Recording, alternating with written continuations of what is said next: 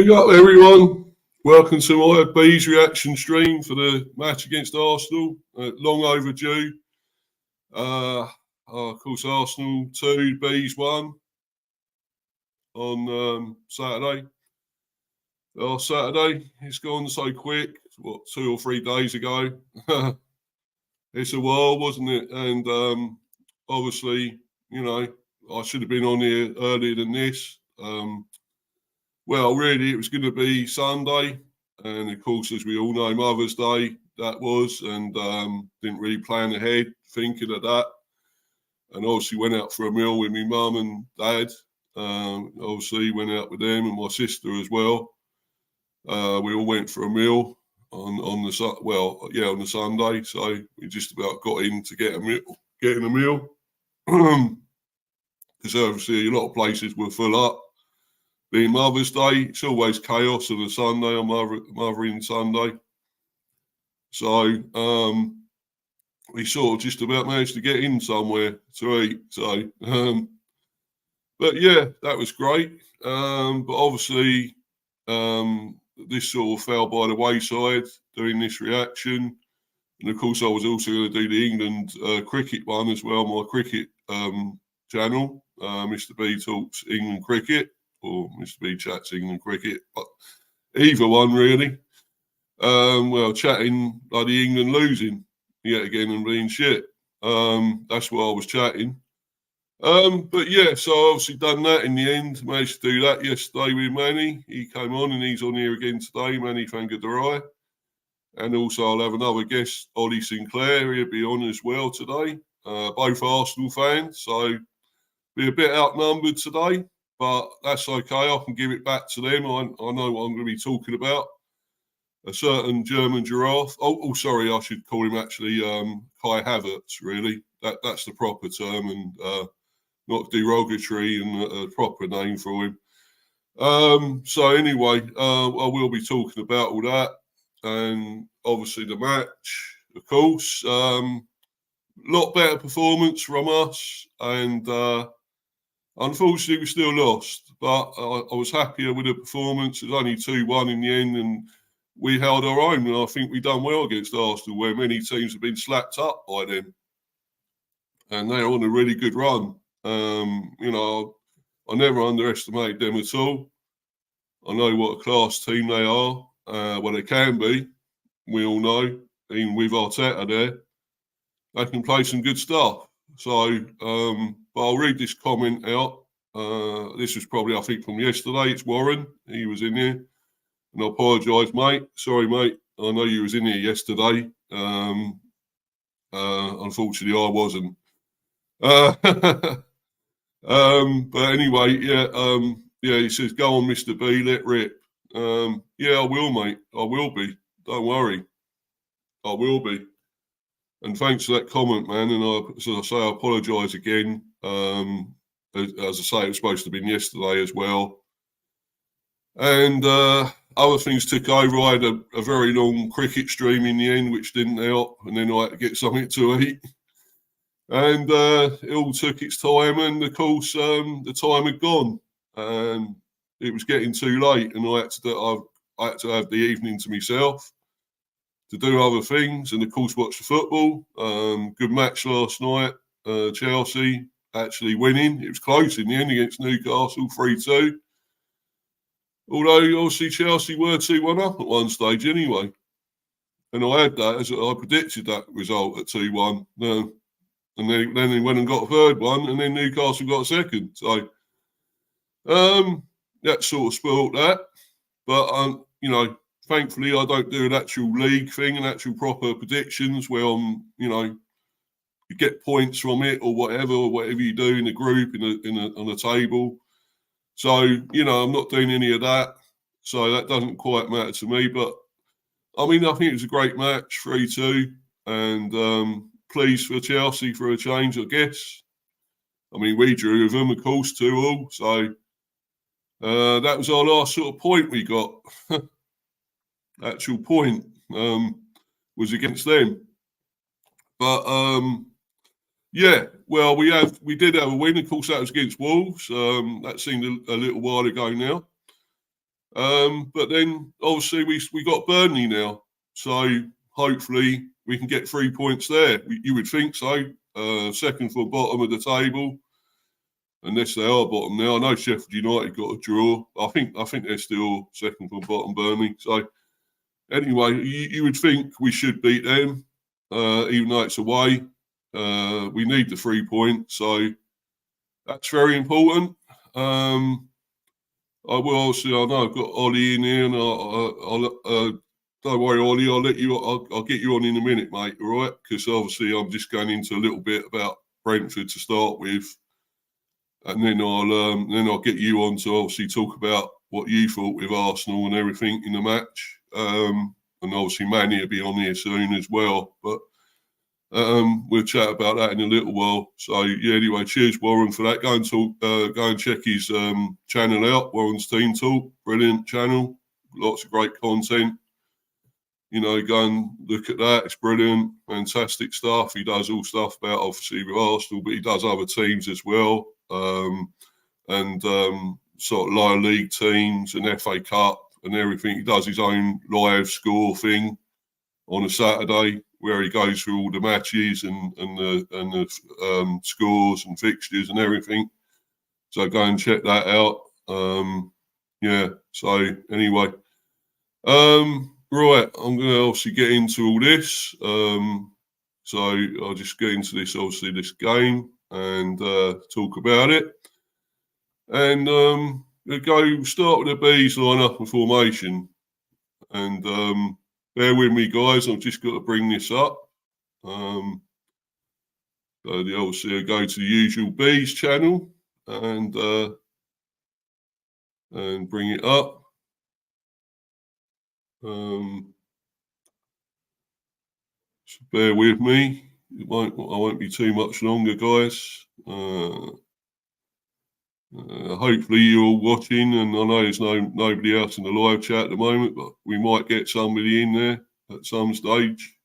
This is a lot earlier for a change, and I'm actually on earlier, which makes a change for me.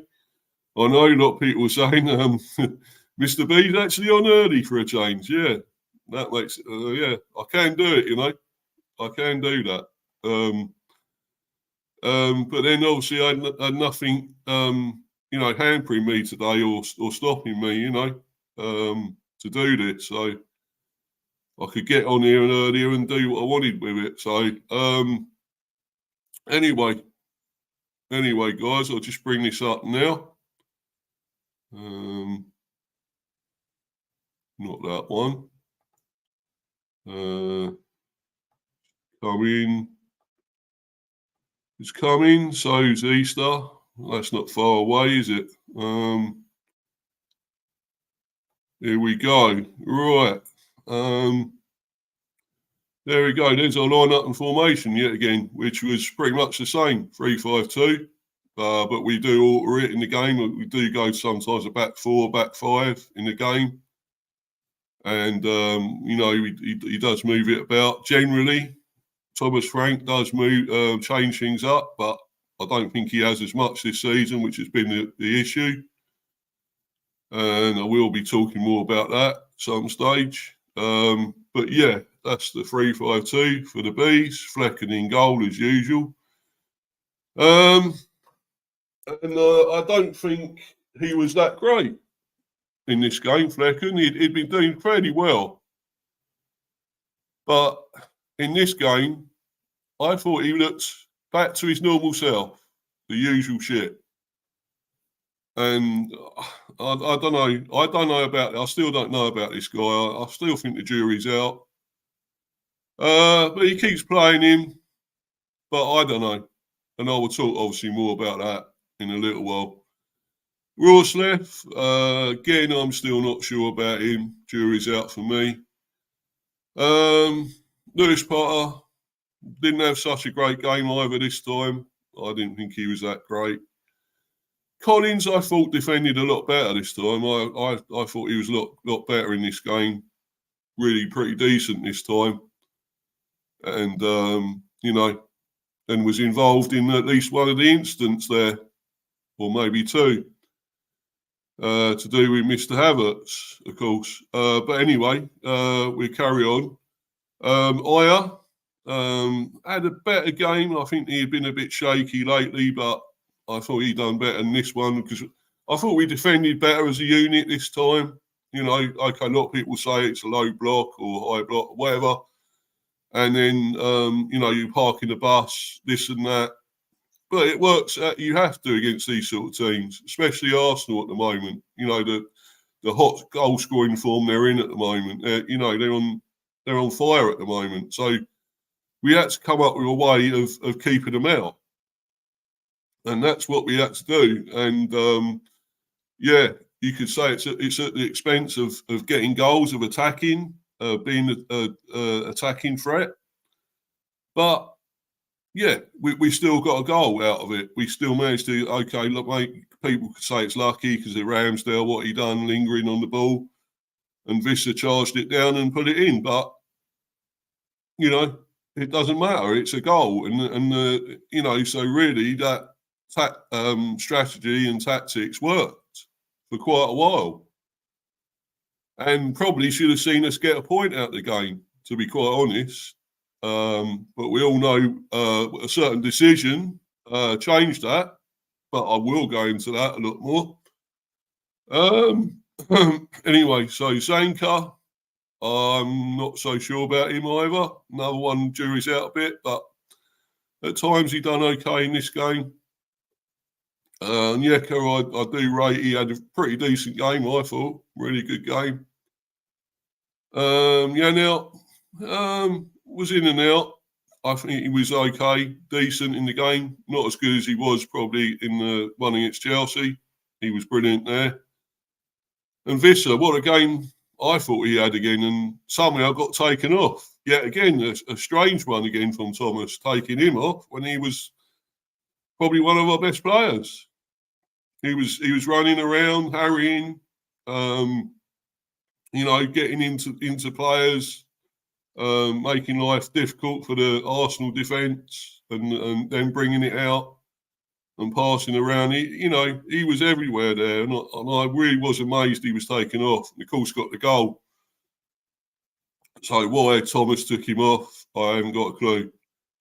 Whereas Mr. Tony had an interesting game. He didn't do that much as you could say, really. Apart from that fantastic long-range effort where Ramsdale had to save it, and that would have been a hell of a goal of the season, I suppose. Although you could say there could be more better ones, but I don't know. It's a long way out, and it was a hell of a shot, and it's swerving, curling, and it was actually a great save by Ramsdale. So that was a great save. But I don't think he's done a lot else in the game. I'm sorry. If you're going to keep playing him, he's got to do something. You know, we're talking Ivan Toney here, and you know, you can say, oh, he's been out so long, he's got rustiness and this and that, and but he's played enough games now to be match fit and you know and up to speed, to be honest. And you know, we're going to chat other options for the bees that we're talking about. We are linked with a few strikers, especially one from Blackburn at the moment, Sammy Smodix. We're heavily linked with him, and we've been watching him. So we'll be going into that a little bit later on. But yeah, so Tony, yeah, not at his best again, I don't think, apart from that great long-range shot, which would have been a fantastic goal. But anyway, Norgard, yeah, he went off injured. We don't know if he's going to be fit for the game against Burnley. Hopefully, you know, fingers crossed he is. But, you know, it remains to be seen. I hope he's fit, but he done a little bit in the game before he went off. And of course, Jensen came on, who I thought was involved a fair bit, was trying to pull the strings in midfield and trying to do some decent passes, good passes, which he can do. Yeah, and then obviously Mopai, you could still argue why he didn't start. Neil Maupay was on the bench, and he's been in great goal scoring form. So why didn't he start? But anyway, we'll talk about that later. Damsgaard, who came on, did nothing. Didn't have much chance, I suppose, because it was 90th minute, although there was a fair bit of injury time. But anyway, somebody called Arthur, I've never heard of, so don't ask me about him. I haven't got a clue. He was on the bench. Godos, came on again 90th minute, so I don't know, couldn't do that much and wasn't really involved. Strakosha again, not used. I think he should be in goal. I really do, and I will keep saying it. I'll bang on about it. He should be in goal, not Flekken. But it won't happen. He won't change it. Jensen, came on for Norgard 34th minute because unfortunately he got injured. And I thought he did do a fair bit. He was trying to pass it around and, and do well with, and he looked really good. And his long throws, of course, could also be a problem for Arsenal, but not that he did that many of them. So Kim Ji-soo still wasn't used. He plays mainly for the B team. But I think he's a very good player. I'd like to see him get a game. You got to throw him in. I think maybe against Burnley would be the ideal time to see what he can do. Korean, obviously, I think he's Korean international. So anyway, so Yarmouk, he came on yet again, 78th minute. I think he's a decent player, but he's not been given a real go lately. He's not had a long sustained period in the team, and so it's strange, but he came on anyway in the 78th minute. Had a bit of time to maybe do stuff, but don't know. But anyway, he's a decent player though, and Baptiste, who wasn't used, I think is good as well, but didn't use him. So anyway, I'm going to get into obviously the Arsenal team. So I'll bring my guests on, Ollie and Manny, to chat about that. Manny's here as well, so I'll bring them both on, both these fellas on, and they can chat about the Arsenal. And I'll put that up now. We're going to that Arsenal lineup and formation, and I'll bring these two on. We got Ollie. Waka, 6 minutes. Yeah, enough of that, Ollie. You'll be booted. You'll be booted, all right? So here. This is why I always say, Ollie, be respectful. You're a guest. You're supposed to behave with decency. Yeah, listen to Manny. This guy knows what he's talking about, man. He's respectful, aren't you, mate? So exactly, I try to be. But thank you very much for calling me Steve. I'm sorry I was a little bit late today. You said 12:30. Yeah, I know. I was a bit early myself to a change. So yeah, why were you early? Well, I just had a chance to do it, mate, because generally I am at work some of the time. So I'm only like part-time work, but when I am at work, I can't always do it as early as I want to. So top fella. I love it. Cheers, man. Absolutely love it. Cheers. And but anyway, we're going to go into your lineup here and formation. So we'll talk about that. Here we go. It's coming up. 4-3-3. You played. Mm-hmm. Yeah. Do you guys want to talk about it? Go into it. Your team and that. Ollie, you can go first if you like, son. Yeah, obviously. I'll look at it on my phone so I can see. Well, I've got it on the screen here, Ollie, if you want to go on the screen, mate. Yeah, but I can't see all the players. Oh, right. I've got Ramsdale there, White. Yeah, so obviously we had Ramsdale in goal, Ben White right back, who got 2 assists. He played well. Saliba and Gabriel centre backs. Gabriel got yellow cards. Saliba did all right. Kirill left back. Martin Odegaard, our captain, in the centre mid role. Jorginho. Declan Rice for the goal. Bukayo Saka, Havertz got a goal, and German Giraffe. German Giraffe. He's anyway, go on. Carry on. Yeah, and then obviously on the bench, Jesus came on, Zinchenko came on, and Nelson came on. Partey came on quite late as well. Also, goalkeeper was Cole Hean. Cedric was on the bench. Smith Rowe was on the bench. Vieira, and then Nketiah. So it was a pretty strong lineup. We made a few changes. Obviously, Trossard came in for Martinelli. Ramsdale came in for Raya because he couldn't play against Brentford because he's on loan there. Apart from that, not changed. But I think we'll make a few changes against Porto. Yeah, that's a big one tonight, isn't it, Ollie? Big one tonight, mate. Yeah, big one. We need to win. Must-win game. I don't think we'll play Ramsdale. I think my lineup will be Raya, Zinchenko, Gabriel, Saliba, White, Odegaard, Havertz, Rice, Saka, Trossard, and maybe Jesus up front. That's my lineup. But I think we can beat Porto. I think, we've got a good record at home against Porto. We won 4-0, 5-0, so we should be winning this game. Try and get revenge on them and go through in the Champions League, because that's what we're really playing for at the moment, Champions League and Premier League. So we want to focus on the Premier League. We do want to focus more on the Premier League to try and win it, but then we also do want to focus on the Champions League as well to see how far we can progress. And I'll be happy with a round of 16 or quarter-final in the Champions League, I think.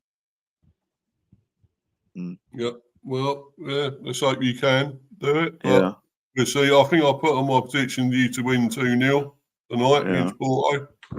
Yeah, because I think they're a tough team. You can't say that they're a small team and easy team to beat, because the quality still not as good as years ago, probably, when they had obviously Mourinho and everything in charge and winning a lot of stuff. So, but I think they're still a decent team. Have you got anything to add there, Manny, with that? Have you got anything more to add for the lineup and formation that you can add to it, or I wouldn't start Zinchenko. I think Kiwior's done a much better job so far. I take the point that possibly, Arteta might consider Zinchenko's, presence as someone who can invert and possibly, out of the midfield would be an asset. But at the same time, Porto will have done their homework on us, and Sergio Conceição will be prepared for the possibility of Zinchenko coming in, and also and the gaps that he could potentially leave. They've got some very attacking midfielders of their own who run rings around us, and if Jorginho ends up starting the game, yes, he'll find a really good pass, but he could also have his pocket picked very frequently, because I don't think he has the legs anymore. There have been several people who said good game, Jorginho, though. Sorry, Manny. I thought he had a good game against us, Jorginho. Look, he did. I'm not saying he didn't. I mean, obviously, he's recently been starting a few games. He's been called on to try to unlock defenses with a few passes, a little bit like what a certain Christian Eriksen used to do for you lot. And so far, it seems to be working. But against faster opponents who will try to come hard at us, I think he might end up not being able to have the legs, which makes me worry about him. So as far as Porto is concerned, I'd keep the back five exactly the same. Benny Blanco and Kiwi Lime Pie as our right backs, as our full backs. And then Gabriel Magalhaes and Willy Saliba in the centre, and Raya in goal. That's a change I'd make to the back five. And it's funny, really, because when you scored before the stroke of half time, you could hear a pin hit the ground at the Emirates Stadium. That's how shocked everyone was. And it was a silly mistake, really, by Ramsdale, because, as a goalkeeper, you got to be professional. You got to do your homework on players, and you've also got to have the sense to know that you got somebody coming at you who's really going to try and nick the ball off you. So you can't just dilly-dally. You've got to be quick and decisive. And the problem with him is that he's a bit too playful. Sometimes, acts the fool a bit too much, and doesn't seem to be serious about really developing and improving his craft. And that's why I was never really a big fan of him. And people like myself, saw that. And I remember getting a lot of stick from people, including, fellow Arsenal fan Gracie May Brown, who came on to Del Boy Gunners stream And Is she- literally, She's not backing it. She's not doing it anymore, is she? Or is she? no, I think Oh, she's involved. She's involved in a military-related exercise, and Oh, obviously of she's course, moving on to yeah. bigger things. But she came at me Sorry. hard and said, "Don't you dare attack my boy, Aaron. He's a fantastic young goalkeeper, and there's so much he has, Yeah. so much to develop. He's exceptionally young." And then when he made that error against Southampton, she completely, went AWOL. She still saw it fit to try and attack me for my views on him, but now, obviously, given that she's obviously, now, of course, I don't know what she will have to say, but at least now she'll be forced to eat a little bit of humble pie, I think. And people like me Yeah. saw that about Ramsdale and thought that unless he, gets serious and improves himself, he's never going to be a good goalkeeper. But don't get me wrong, he does have some good attributes. He also ironically proved why. He What's also that? ironically. I don't know. Nothing. Turn But it he off, also- Ollie. I'll mute He you. also- I'll mute No, you. If you do that. I didn't do Sorry. anything. It wasn't me So, either, okay, mate. mate. No, go on, Manny. Carry on, mate. Carry on. Yeah. So Ramsdale ironically proved that Raya also isn't good enough for us, because when Tony took that shot, seeing Ramsdale off his line, Ramsdale at least had the sense to, watch it carefully, backpedal just in time, and tip that over the bar. He couldn't do that against Sporting Lisbon last year, but at least this time around he did it. And people were pillorying him, saying, he never should have been off his line in the first place. But look, Raya also gets off his line a bit. It's just that nobody really bothers to try and lob him, maybe No. because he's learned his lesson after the Mudrak era. But still, if that had been David Raya in goal, that would have been Arsenal 1, Brentford 2, and you possibly could have gone on to win. And then, of course, there was that save from Nathan Collins. Yes, it was headed straight at him, but he still had to show some good reflexes. So, in as much as I'm not Ramsdale's biggest fan, I will accept that aside from the goal he conceded, he had a good game. He also had a really good throw. But it's sometimes when it comes to football, it's these really fine margins, these little things that sometimes make a big difference. And this is probably one reason why Raya will be back in goal. But Raya, of course, was at least partly at fault for Porto's winner against us. And I think there are several weaknesses to Raya's game as well. I'm sorry to have to say this.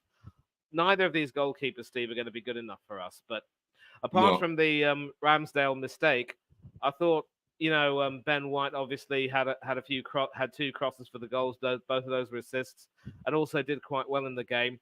A lot of people have been willing to make him man of the match, but for me, it had to be Declan Rice. Commanding display in midfield as always, a brilliantly taken headed goal, and he's just proving how immense he has been since joining us. And then, of course, it was good to see Partey come on and get some minutes, but no minutes for Smith Rowe and Nketiah. I think they could very well be gone. And, I kind of feel pity for Flekken as well, because, had he got a stronger left hand to that header from Havertz, that would have been a fine save. And I do share your view that dive from Havertz against Nathan Collins was absolutely, disgraceful. And, it was a clear dive. The VAR should have, intervened and told him that was a dive, and he should have received a caution for that. And had he been cautioned, he could very well have been sent off. And that was a poor decision not to, because that I'm going was to talk about that in the debate show, show, Manny. That's what I'm going to go into with all that. That's to do with VAR and everything when we go into that part. Mate, the problem with that is that you're going to be debating VAR on your show until the cows come home. Same thing over and over again, apparently. But, anyway, big up Chelsea fan. He's in here. Big up Mr. B and panel. Yeah, nice to see you in here, mate. That's Martin, his name, real name. Yeah, Martin. Big up Chelsea. Martin. How do you know his real name is Martin? Well, he's on the other group chats. Right. Yeah. And he's under sort of Martin. Apologise, people. My throat. I've got a bit of a strange throat today.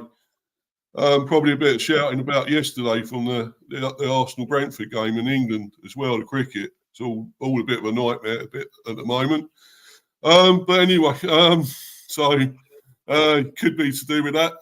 Anyway, this game we're going obviously into the key moments here, and we know the first one, which is the Rice goal.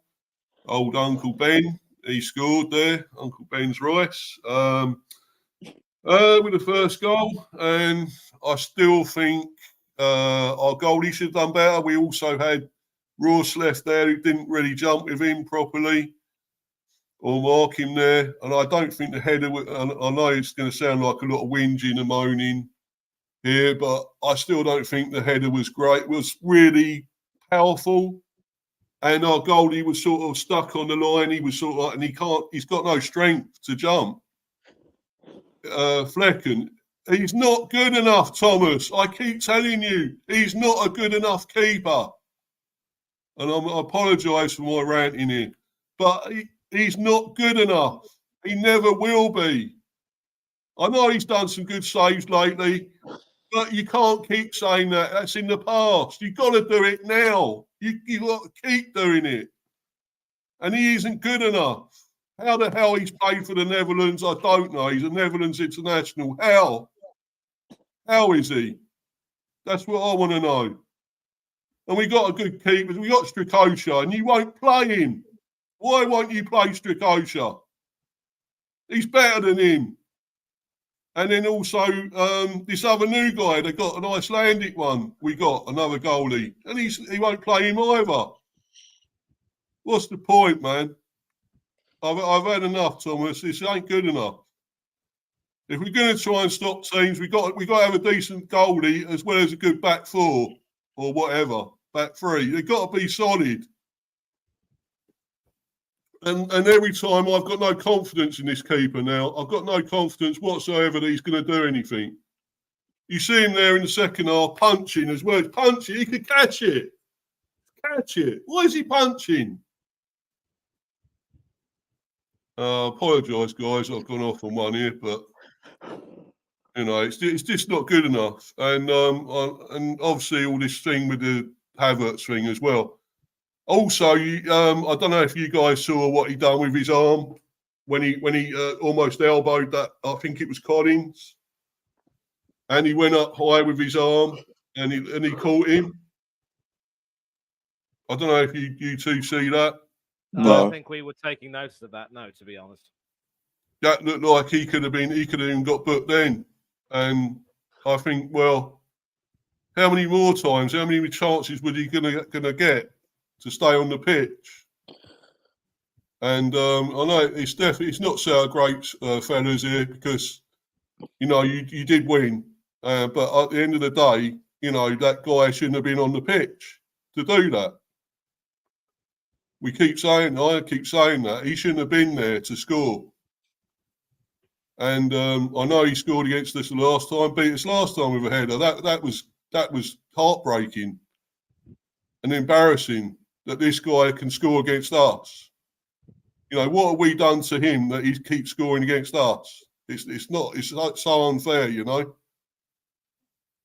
But anyway, enough about that. Let's carry on with this, and I apologise again for everyone that I'm a bit peed off with it.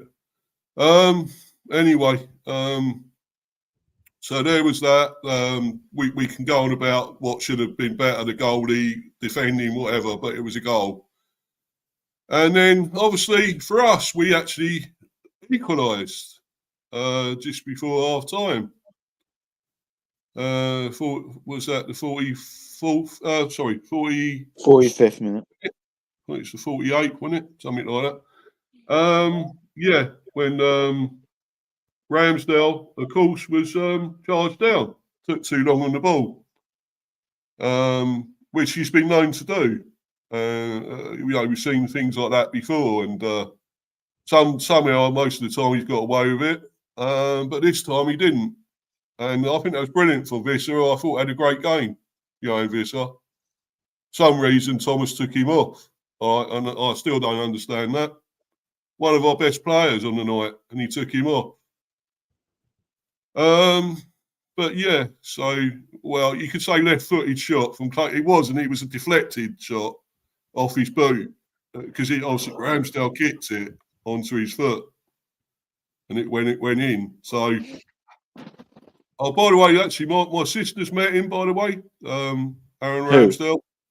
Aaron Ramsdale, she's met him. Oh, how? Because funnily enough, at a cricket game of all places, at Lords, I think it was at Lords. and she's got a photo with him. I'll put it on here sometime, and you can see the photo. Send it to me, Mr. Send it to me. Yeah. I'll send it to you, Ollie. Yeah. No worries, man. But yeah, so that was it. Half time, 1-1, and people will say we're lucky. We got lucky to be 1-1, but I don't. I thought we were. I thought we defended really well, defended for our lives, and our best defensive performance for ages, to be honest. And it was a shame that we couldn't get anything out of the game, but we know why. So anyway, I'll go into that. Right. So what's the next one in the set? Oh, the thing from Tony. What on their 55th minute, striker catches a half volley so sweetly, at least 40 yards from goal. Yeah. And the back pedalling Ramsdale makes a superb save to turn the ball around. But I've got to admit, he done well after that mistake, Ramsdale. He really did do well. But that was an amazing effort from Tony. And he didn't do anything else in the game, but that was incredible. And that would have been an amazing goal. But, unfortunately, it wasn't to be. Yeah, what's the next one? Yeah, that's what it would have been. Ivan Toney almost scores a wonder goal for Brentford. But then I can't show this, unfortunately. But we've all seen it, so we all know. VAR. Oh, yeah, it was the VAR incident. Trossard goes down in Brentford's 6-yard box under a change from Rawsley. A VAR check confirms the referee's on-field decision and no penalty. It should have been. It wasn't. No, it wasn't, Ollie. No. No, nowhere near. And right, so let's get on to the next one. I want to try and see where's the effort from Collins, the header. I want to see where that one was. I think that was after the Tony effort, I think, sometime. It's coming up, I think, here, somewhere here. Yeah, anyway, well, we all know what happened here. There's a great ball in, and Collins had a great head. Well, it actually could have been better, I think. It was almost straight at Ramsdale, the header. If it was either side, it would have gone in, I think. But there you go, and he still had to be there to save it, so it's still a good save, I suppose. Yeah, and the goal, obviously, 86th minute. Kai Havertz, he shouldn't have been on the pitch. Shouldn't have been on the pitch. Header from the centre of the box, 86th minute, Kai Havertz. Who shouldn't be there. 60 million down the drain. Yeah. But he shouldn't have been there, Ollie. No. Shouldn't have been there. He should have been off. Anyway, yeah, so 86th minute. Yet again, we can't hold on to anything. Yet again, that is the problem. No matter what we can say, Kai Havertz shouldn't have been on the pitch. We can't hold on to anything, a draw, a lead, or anything. And that is the big problem here. That's been the issue for a long time. But anyway, Gabriel goes down. That's another one with VAR. Gabriel goes down, 89th minute. Brentford's box under the change of Lewis Potter. There's a VAR check for a possible foul, but no penalties given. But I thought that was close, to be honest, because he did. I think he did hold his shirt or pull his shirt or something. I know they're both pulling each other around, but I think maybe Lewis Potter did pull his shirt a bit, and maybe he could have had a penalty there. But yeah, that particular instance. I think, Steve, with regards to that particular incident between Gabriel and Lewis Potter, I think maybe Gabriel was trying to be a bit too over aggressive, and that was probably one of the reasons, mitigating factors, why the referee might not have considered the penalty. Maybe he saw both of them were just playing the fool, and he just read them the right attack and told them to pipe down. Yeah, possibly. But yeah, that was a close one. But never mind. So yeah, we finished 2-1 Arsenal at the end of the day. That's all we got to say. Yeah.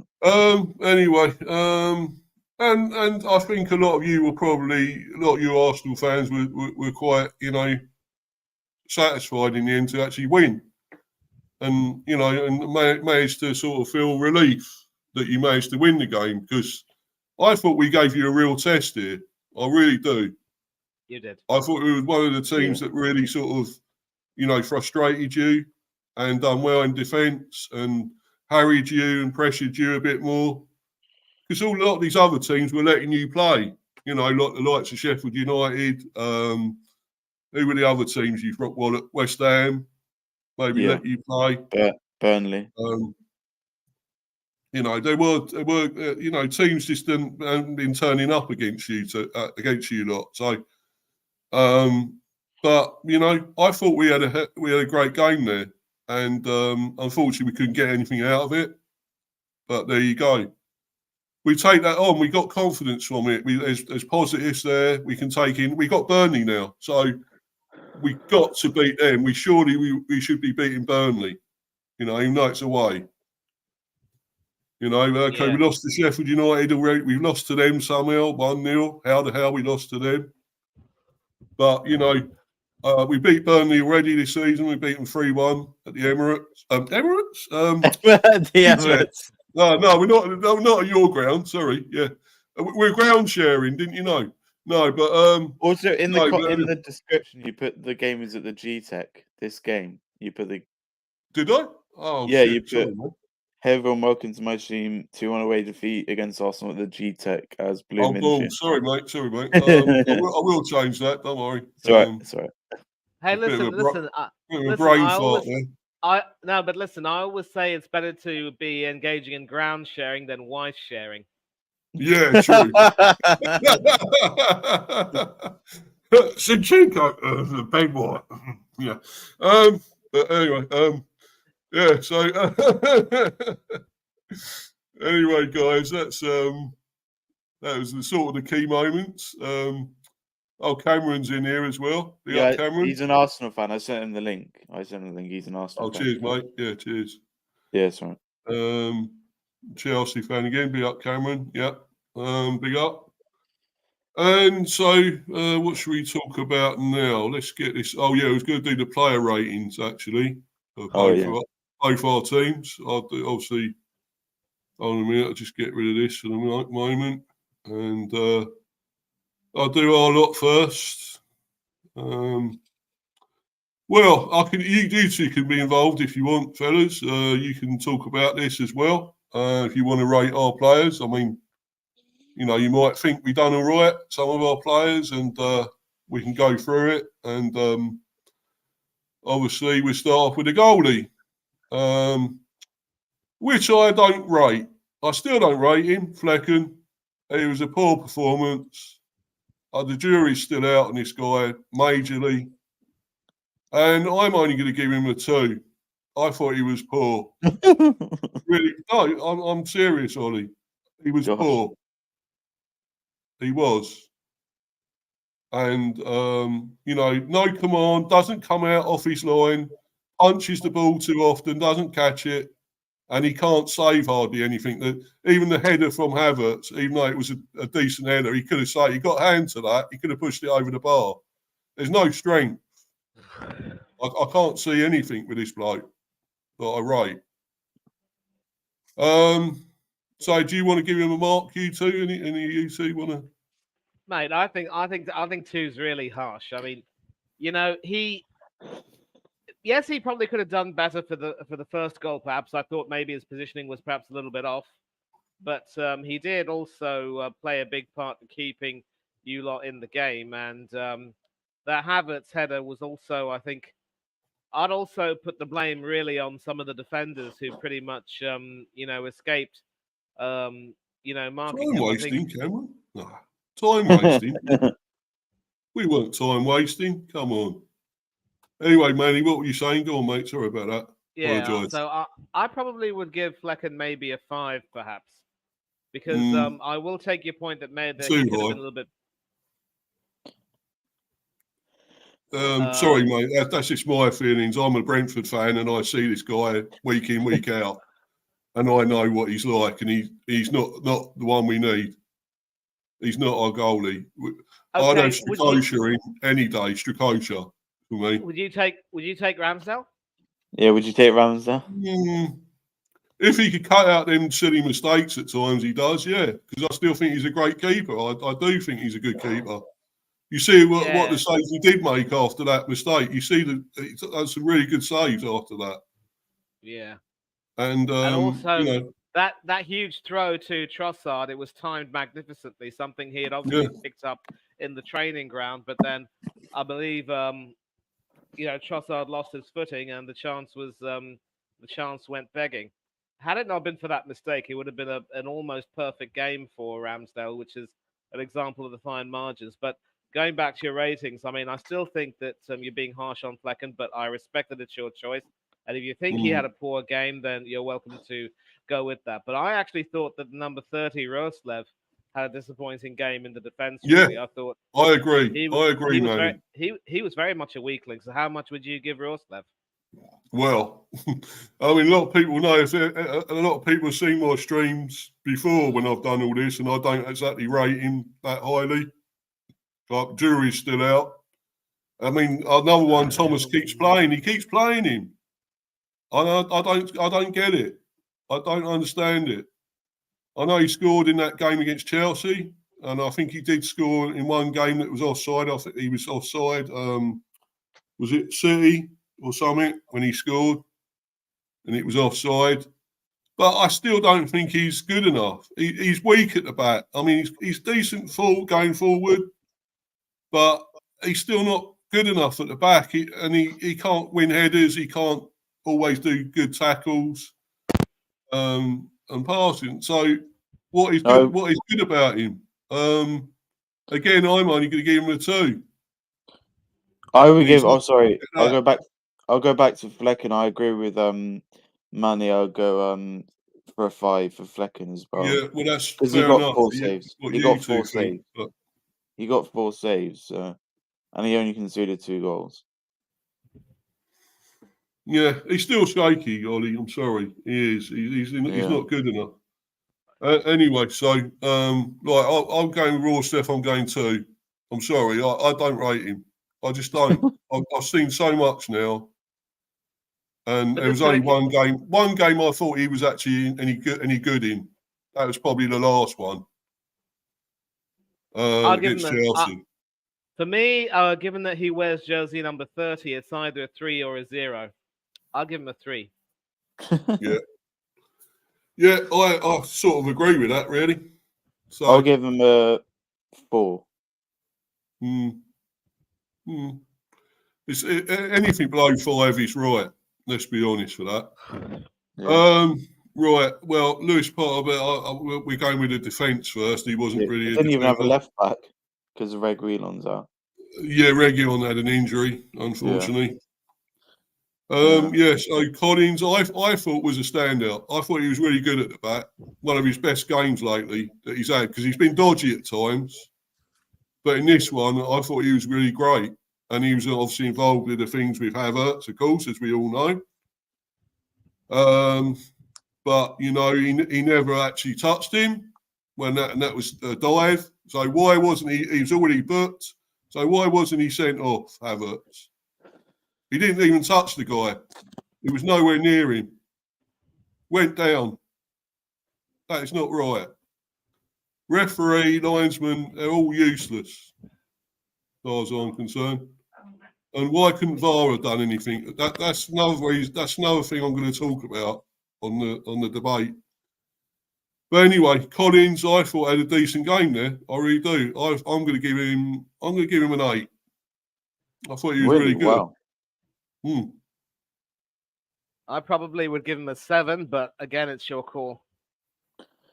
I would give him a 6 because he got a yellow card. No, he didn't. He didn't, man. Ollie. Who? Collins didn't get booked. I'm talking about Collins, not Aya or whatever. Collins did get booked. No, he would have said here, mate, but he hasn't given me a yellow card. That's wrong, because mine says he got booked. Well, maybe he did, but I don't remember that. He got booked in the last minute. Look. Well, okay, yeah. Nathan Collins, yellow card. All right then, mate. Yeah, fair enough. Yeah. Fair enough. Okay, yeah. Anyway, yeah. So you're what you giving Manny 7? You did, and Yes. and Ollie, you give him what, a 6? 6, yeah. Yeah. And now Aya, he was definitely booked. Well, yeah.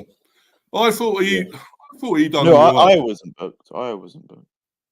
Oh God, so what are we talking about? This Brentford website's useless. It doesn't know what it's talking about. Yeah, it doesn't know what it's talking about. Right, so he wasn't booked. Okay. Right, but I thought he was good. I thought he was pretty good. Lately he has been a bit shaky, but in this game I thought he was actually really good. I'll give him a 7 this time. Defending quite well. Would you two give him a mark at all? Who? Aya. Aya. I'll give him a 7. Yeah, it's fair enough. Agree with me. Yeah. What about you, Manny? Aya, right? Yeah. I'll give him a 6. Yeah, fair enough. Zanka. Another one, I think the jury's out on this guy. He can be a bit weak, a bit dodgy at times. I think it was against Chelsea. He did make some good goal line clearances and stuff. Got back well. Stopped chances there going in. So for that and okay, in this one he was good at times. So I'll give him a 7. I think. You two want to mark him or Who's run up? Zanka? Well, his real name's Jorgensen. His actual name's Jorgensen. Why does he want to name Jorgensen? Yeah, well, he's obviously, I think he's Danish as well. Right. But anyway, I'll give Zanka because he got booked. I'll give him a 6. Yeah, he gets a 6 from me too. Yeah. Okay. No worries. Right, let's go on to the midfield.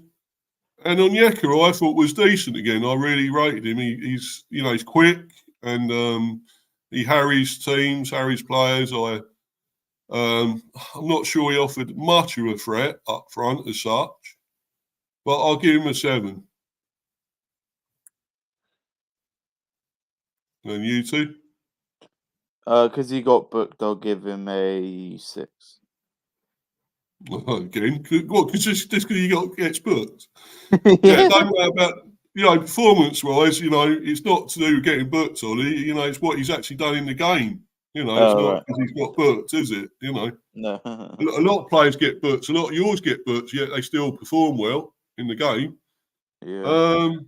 No, I'm giving him 7. Do you want to stick with 6 or do you want to mark him higher? It's up to you, Ollie. I'll go with 7 then. I'll go 7.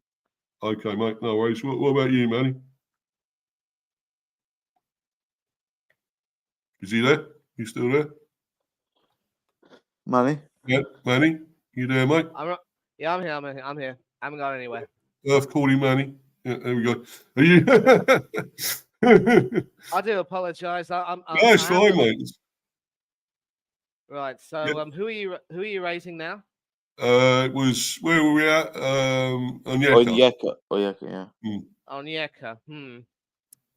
I do like this guy. I actually think he is a bit of is quite a talent, and he obviously caused a few problems in the Arsenal defense and midfield. I'd be tempted to give him a 7. Yeah, that's the mark I gave him. I gave him that. So yeah, that's good. Now I thought it was okay. Not of his best game. I think he was better against Chelsea. But in this, I think he put up a solid performance, I guess, in the midfield. So I'll still give him a 7. Yeah, I know, right? Yeah. I think a 6. I think a 6 might be good for him. What about you, Ollie? Who's this? Yanel. Yanel. I'll give him a 7. Yeah. Fair enough. Good mark. We'll go. We won't do this just yet. We'll do Norgard. He got injured, so you can't really. 34th minute. You can't say really. I'll give him a 1. I'll give him a 1. No, I wouldn't. You can't give him a 1, man. 2 then. No, I'll give him an average, say 4, because 3, you can't gauge him because he was only on for 34 minutes and got injured. Yeah. So yeah, a 4 from me. What about you two, fellas? I'll give him a 3. You're giving him a 3. What about you, Manny? Who is this for? Nobody. He only played for 34 minutes. 3 might be a little bit harsh. I think 4 would be good for him, maybe 4. Yeah. That's what I gave him as well, man. Yeah. And now we go to Lewis Potter, who I didn't think had the greatest of games. He has been good lately, and I think he's been showing why he's got great potential and what he done at Hull. But in this one, I don't think he was quite at it. I'm going to give him a 5 this time. I'm going to give him a 6. Yep, fair enough. About you, Manny? Lewis Potter. Manny? You there, mate? Yeah, I'm right here. So Lewis Potter. So obviously, the commentators and a lot of analysts have been raving about this young lad, saying that he's been good immensely. Very good. And I remember, Mr. B, that you've been waxing lyrical of him. Yeah. He had a good game, but in some ways, I think maybe he could have done a little bit better. I'd probably give him maybe something like a 7, perhaps. 7, yeah. Well, I don't think it was his best game, though. I really don't. Okay, then but 6. Anyway, 6. Yeah. How about 6 then? Yes, yeah. Go with what you want, mate. It's your ratings as well as mine. So I'm just going from obviously the Bees fan point of view, bias sort of thing, you know. Tell Boy Gunner TV. Yeah, I'll be there in a minute, Ollie. We're just going through this, and then I'll get to that comment. All right. Right. So, let's go with Tony before Visser.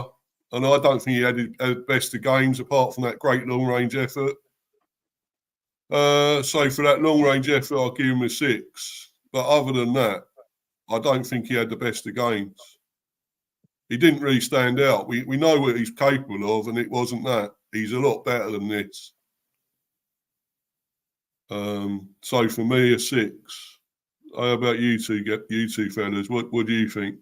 I'll give Tony a 7. 6 for me. This is obviously supposed to be his chance to make an audition in front of Arsenal, and I think we kept him quiet. But we actually got a little bit lucky, because if you lot had Mbuemo and other sharper attackers in, we could have been in trouble. Because we seem to focus a great deal on trying to stifle one attacker. We tend to overlook another one, and then when we try to add more information, it's information overload, analysis paralysis, what have you. But this time around, Tony was kept quiet, so credit to the defense for doing that, and credit to Ramsdale as well for pulling off the save he did. Yeah, apparently Mbomo's back for the United game, so allegedly, he'll be back for the United game, which is, I think, is it next month? Yeah, it'll be April. The United game. No, the United game is the 30th. Oh, is it? I thought we had the international break. When's that then? Let me check when England play. That might be in April. I can't remember now. I know that's not far away. Yeah, the international break is the 23rd of April. So that's quite a while then. Yeah, I thought it was more. 23rd of March. Sorry, they play Brazil on the 23rd. Yeah, that's of what March. I thought. Yeah, I thought it was sooner than that. And then they play Belgium on the 26th. Yeah, I thought it was sooner than that. Yeah, I thought so. Yeah. Yeah. But anyway, let's get back to this. So yeah, he's going to be back for the United game anyway. So so Visser, I thought he had a great game, and man of the match for me. 9, I'm giving him. He harried your defence. He got about the pitch brilliantly, non-stop working, putting himself about. He's definitely getting a 9 for me, and got the goal, of course. And why he was taken off, I don't know. But anyway, Ollie, I'm going to give him an 8. Yep, that's good. Still good. About you, Manny? Manny? Well, he's gone to sleep, I think. Anyway, I'm not that boring, am I? No, you're not boring. I mean, who? I'm sorry, mate. Yeah. No, we're talking about Visser now. Yeah, Visser for me, obviously, might have done enough to be your man of the match. And I know people are going to talk about that brilliant bicycle kick against Chelsea, but I thought that more than Tony, he was a lot more incisive. Yep. I'd be tempted to give him an 8. Yeah, I gave him an 8 as well. Yeah, I gave him a 9, obviously, my man of the match. So, anyway, let's go to the subs bench. Mopai, your favourite for Arsenal. What do you think about him? He was came on for Visser. Didn't do that much, actually. And I still wonder why Visser was taken off. But anyway, Mopai, I'm only going to give him a 5, average 5. I don't think he done much at all. Yeah, I'm going to give him a 5 as well. Yeah, didn't get up to his usual shithousery or anything. So, how about you, Manny? Yeah. Your Mopai? Oh, yeah, Mopai. Came on as a sub. I don't think we saw much of him, to be honest. I mean, for once, and not to your benefit, he was on his better behaviour. Yeah. Good change, yeah. I'd give him possibly 5, perhaps. Yeah, that's what we and Ollie give him, didn't we? So yeah, very nice.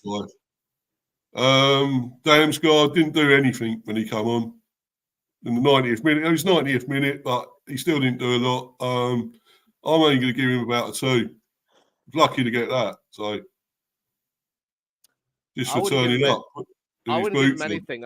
I wouldn't give him anything, to be honest, because a lot of people pretty much say NA if a sub has neither the time nor the impact on the game. Oh yeah. The sub. Yeah. Who? Damsgaard. Oh, Damsgaard, yeah. He Yeah, I agree with Manny actually with that. Yeah, he only came in the 90th.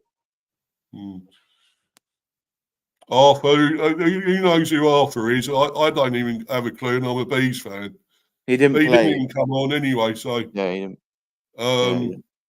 But I'll have to do some research on him because I don't know a lot about him. I think he's probably a youth player, development again or something for us. But I'll have to have a look into that. Godos did come on again, not much chance, 90th minute. So again, same as what Manny said, probably nothing for him either. Strakoshu should be in goal, but isn't. Still on the bench.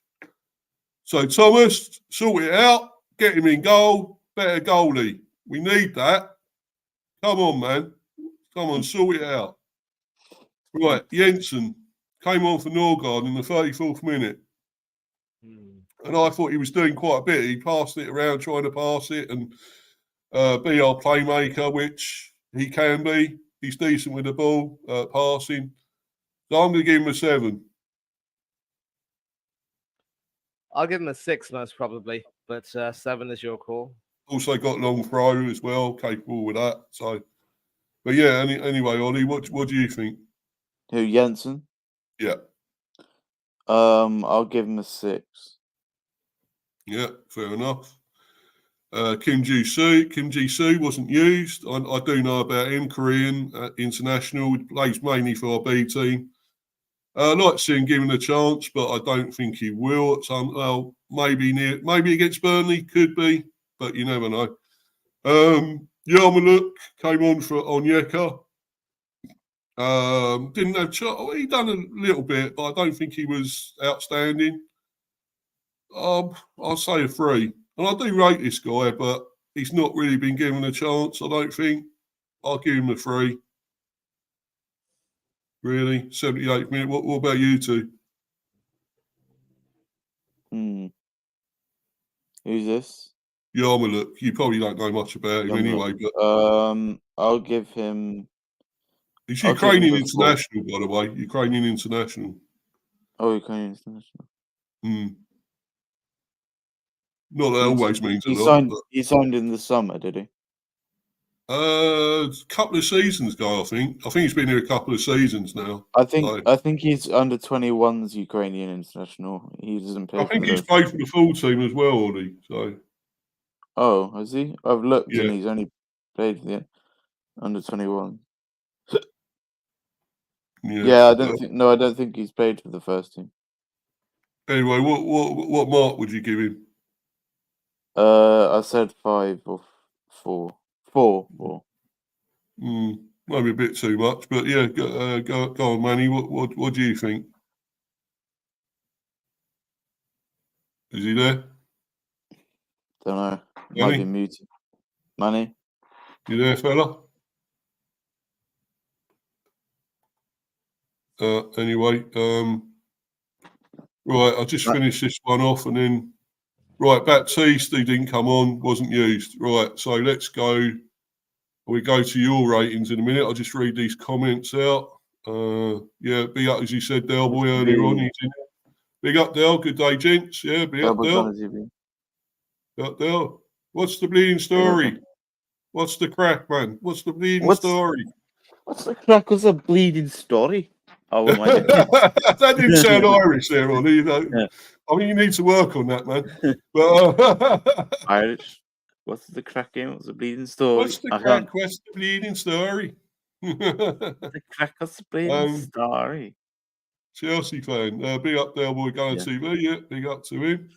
Oh, defense bully. Defense bully Tony. Well, yeah, maybe. He didn't really have the best of games, though, either. So, can't say it was all down to your defence.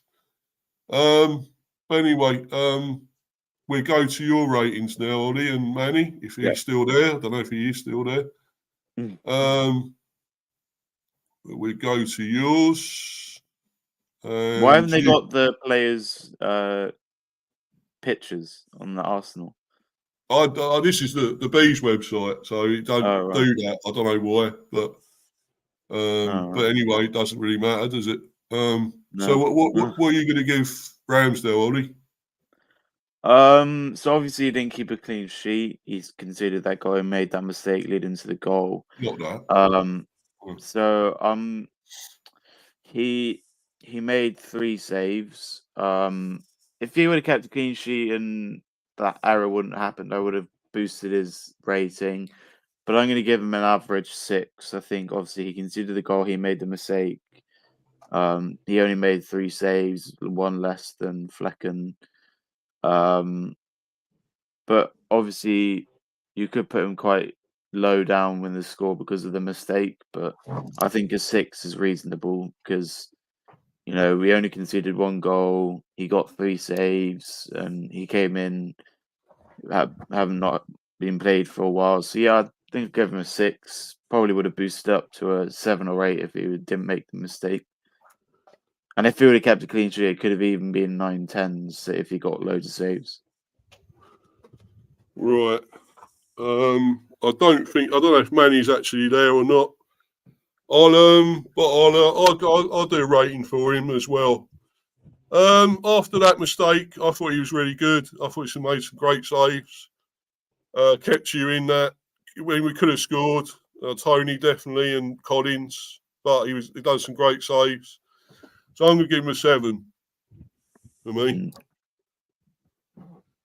And we would have took him over Flekken any day on that time. I tell you, in that match, we would have had him over Flekken any day. Manny, you there, Manny? Is Manny there? Manny, you there? Well, Manny? Anyway, we'll let him, if he comes back at any stage, he can catch up with us, all right? About Benny White. Sorry. Oi. Go on, Ollie. Go on. Um, Had a good game, actually. I've got to admit. Had a very good game, Ben White. Go on. Yeah, go on. I don't know. It's a tough one to predict. It's definitely a high score. Yeah. I'm going to give him a 9. He's probably the man of the match for me. Even though obviously he didn't score, he got 2 assists and he only conceded 1 goal. He didn't really make any errors leading up to the goal. So yeah, I'm going to give him a 9. If it obviously would have boosted up to the 10 if it was a clean sheet, or if he got another assist or a goal or something. But I think 9's reasonable.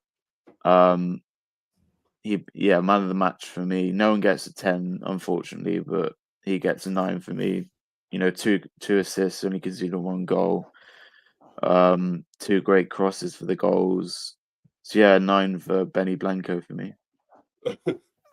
Yeah, I wouldn't go as far as man of the match there, man. But Who's the man of the match then? Well, we'll get to that later, Ollie. Who I think man of the match for me, anyway. But I'd say for him, I'd give him an 8. I mean, from a guy that doesn't really say he doesn't like football, it's just a job for him. It's just a profession. He still looks good at times, and even if that's the case, he's not really into football. He looked good. I'll give him an 8. We moved to Kirill. What do you think of him? Kirill, Ollie? Kirill. He was subbed off in the 79th minute. He conceded 1 goal. He only got 1 tackle. He made 63 touches. He played all right. I'd probably give him a 7. I think I'll give him a 7. Yeah. Right. Yeah. I thought he looked a little bit shaky. I thought we could have got at him a bit more. There was times he made maybe a few mistakes at times. Yeah. So I'll only give him a 6. 6. There we are. Let's move on to Gabriel. What do you think of Gabriel? Gosh, I'm gonna give Gabriel a. Listen, obviously, he didn't keep a clean sheet.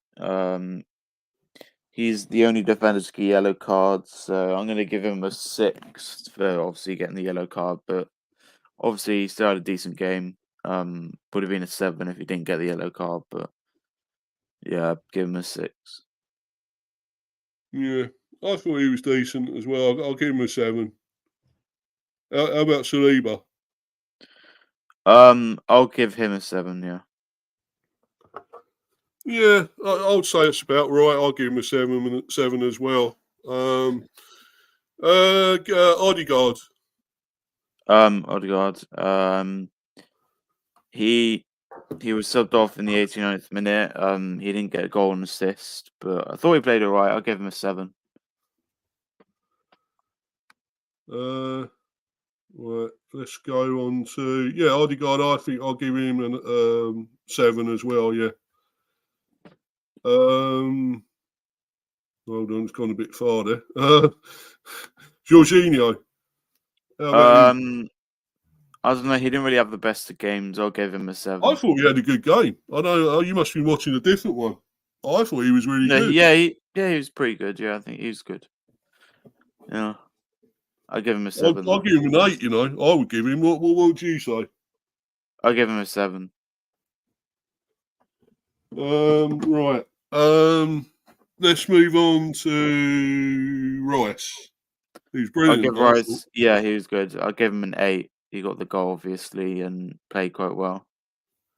Well, 9 for me, man of the match, I would say, for me. Oh, he's your man of the match. Oh, wow. Yeah. Yeah. Shame we ain't got Manny here, because I'd like to know what he thinks, but yeah, he seems to have gone, I think. Rice, baby. Yeah. Oh, Muller Rice, yeah. Anyway, how about... we might as well go to him. I hate the fucking. Oh, sorry, I shouldn't swear. Whoa!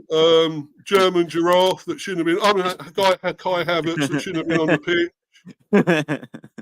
You know, I'm being honest here, Ollie. I can't stand the guy and why he keeps scoring against us. And he shouldn't have even been on the pitch, let's be honest. But anyway, yeah, go on. What's your mark for Kai Havertz? What's your I'll mark give for him him? give him an 8.5. What's that for? Scoring?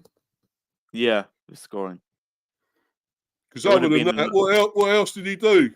Apart from a lot of diving and a lot of other stuff, cheating. Chill out. No, it's true, man. It's true. I'm being honest. Because to me, he's getting, well, I would give him a really low mark, but I'm going to give him a 5. Oh, Because I hate him. he scored a goal. What are you talking about? What does that matter when you don't play well, Ollie? If you don't do a lot else in the game, what's the point? How can you get a good mark for just scoring? You know? You can't get 5 for scoring a goal. You have to have at least a 7 if you scored. Yeah, but to be honest, he shouldn't have even been on the pitch, should he? Let's be honest. Yeah, he should. No, he dived and then he also elbowed somebody nearly. So really, both occasions he should have been off. He'd already on the yellow card. He's bloody mad, bloody idiot. I'm sorry, that's how I think, mate. I know you're an Arsenal fan and you're probably slightly biased, but at the end of the day, you know, he shouldn't have even been there. You wouldn't like it if it was against your team, would you? Or something like that. No. You know? The first time was so nice, I had to do it twice. Yeah, okay. You're gonna get booted in a minute, Ollie. Anyway, no, I'm joking. No, anyway, so let's move on to Starboy. Boy, Saka. Saka. I don't think he had the best of games, to be honest. I don't think he was really at it. No, he didn't get a goal in this system. But I'll still give him about a 7. Oh, no, I'll give him a 6, actually. What would you say? I'll give him a 7. Yeah, but I still don't think he was as good. But we're going to Trossard. Trossard, I don't think he had the best of games either. No, I'll give him a 7. I'll only give him a 6. Oh, okay. Actually, no, I'll give him a 5. He's better than that, what he done there. Trossard is loads better than he produced there. So Cedric didn't come on, Smitho didn't come on. Smith Partey came on, but he doesn't really deserve a rating. He only came on. No rating for him. No, he only came on for about Nelson came on. So yeah, I'll give him a 5. Then Zinchenko and Jesus came on. I'll give Zinchenko. Yeah, Nelson, I think you're right. 5. Yeah, Gabriel, Jesus. I'll probably give everyone on the bench a 5 apart from Partey. I don't think Jesus done a lot either when he come on. So no. And you know he done a lot of tricks, a lot of skill, and but never looked like really scoring. So I'd give him probably a 4, 3, something like that. 4. Zinchenko didn't do a lot. 4. So anyway, that's the player ratings. Right. So we go off that now, and I don't know what's happened to Manny, but yeah, we'll carry on. He seems to have disappeared.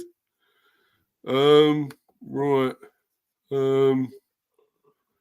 We'll get to obviously go on to the debate show now. We move on to that.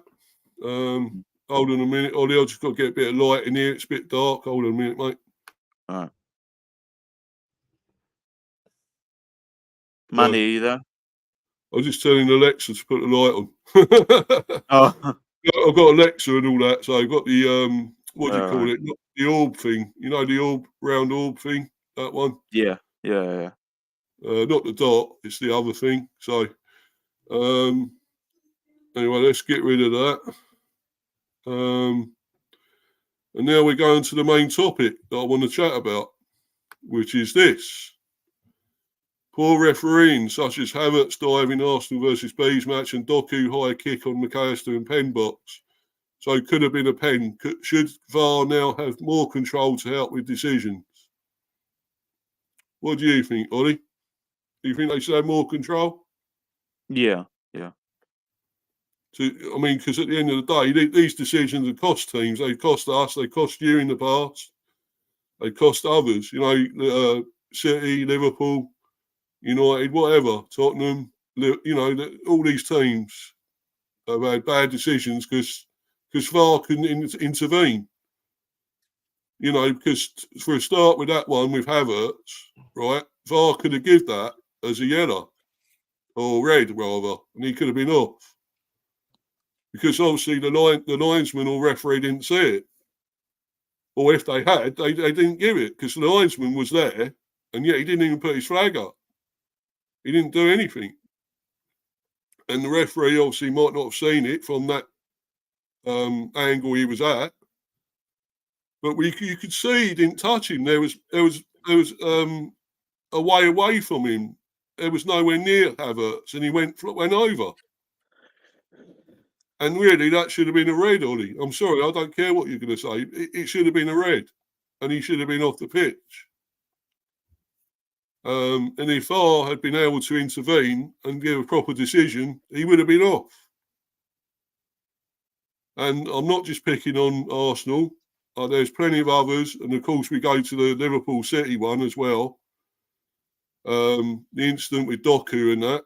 You remember that with Doku on McAllister when he had the high boot. And I don't think, I'm not saying he might have got the ball, but I don't think that's the point. You can't do a high foot inside the area. You can't do a high kick, can you? Because that's dangerous play. Oh, man, you're back. Absolutely not. Sorry, what happened to you then, man? Because we already done the ratings. We did the ratings. Where were you? Yeah, man.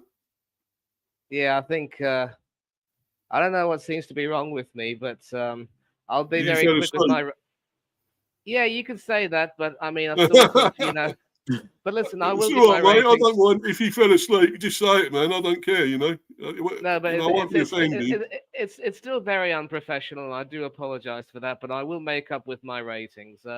Ramsdale gets a 7 for me. I would rate him lower, but apart from the error, he did have a pretty decent game. And if this is the last time he plays for Arsenal, he's proven that he's a better shot stopper than David Raya will ever be. But unless he improves his concentration, Flekken as well. Yeah. Yep, I will give you that. But unless he improves his concentration and works hard in training and improves his craft, he might end up becoming, another Paul Robinson, someone who was overhyped, but ended up not quite fulfilling his potential. Benny Blanco, double his shirt number. I give him an 8. Yeah. Kiwi Lime Pie, Jakub Kivior. I'll give him. What did you give Ramsdale? I gave him I think I gave him a 7, didn't I? Oh right, yeah. I gave him a 7. Yeah. Yeah, and Saliba and Gabriel. Well, I'm tempted to give both of them 7s. I don't think they put too much wrong, and they are starting to get their acts together. But they will pretty much, need to improve themselves. That's all that can be said against some of the bigger teams. And we're playing Porto tonight, so we cannot afford any mistakes from either of these two. Midfield, Odegaard. A case of starting well in the first half, but then fading away. And the biggest problem I have with this fella is that he obviously has a great deal of talent, but he has to do a lot more with it. And people are waxing lyrical of him as captain, but he really needs to start stepping it up. And tonight will be an opportunity for him. If we fail to advance, heaven forbid that should happen, then he will be one of those players who will carry the can, especially if he doesn't perform. Today, it was a case of him doing really well in the first half and sort of, falling away.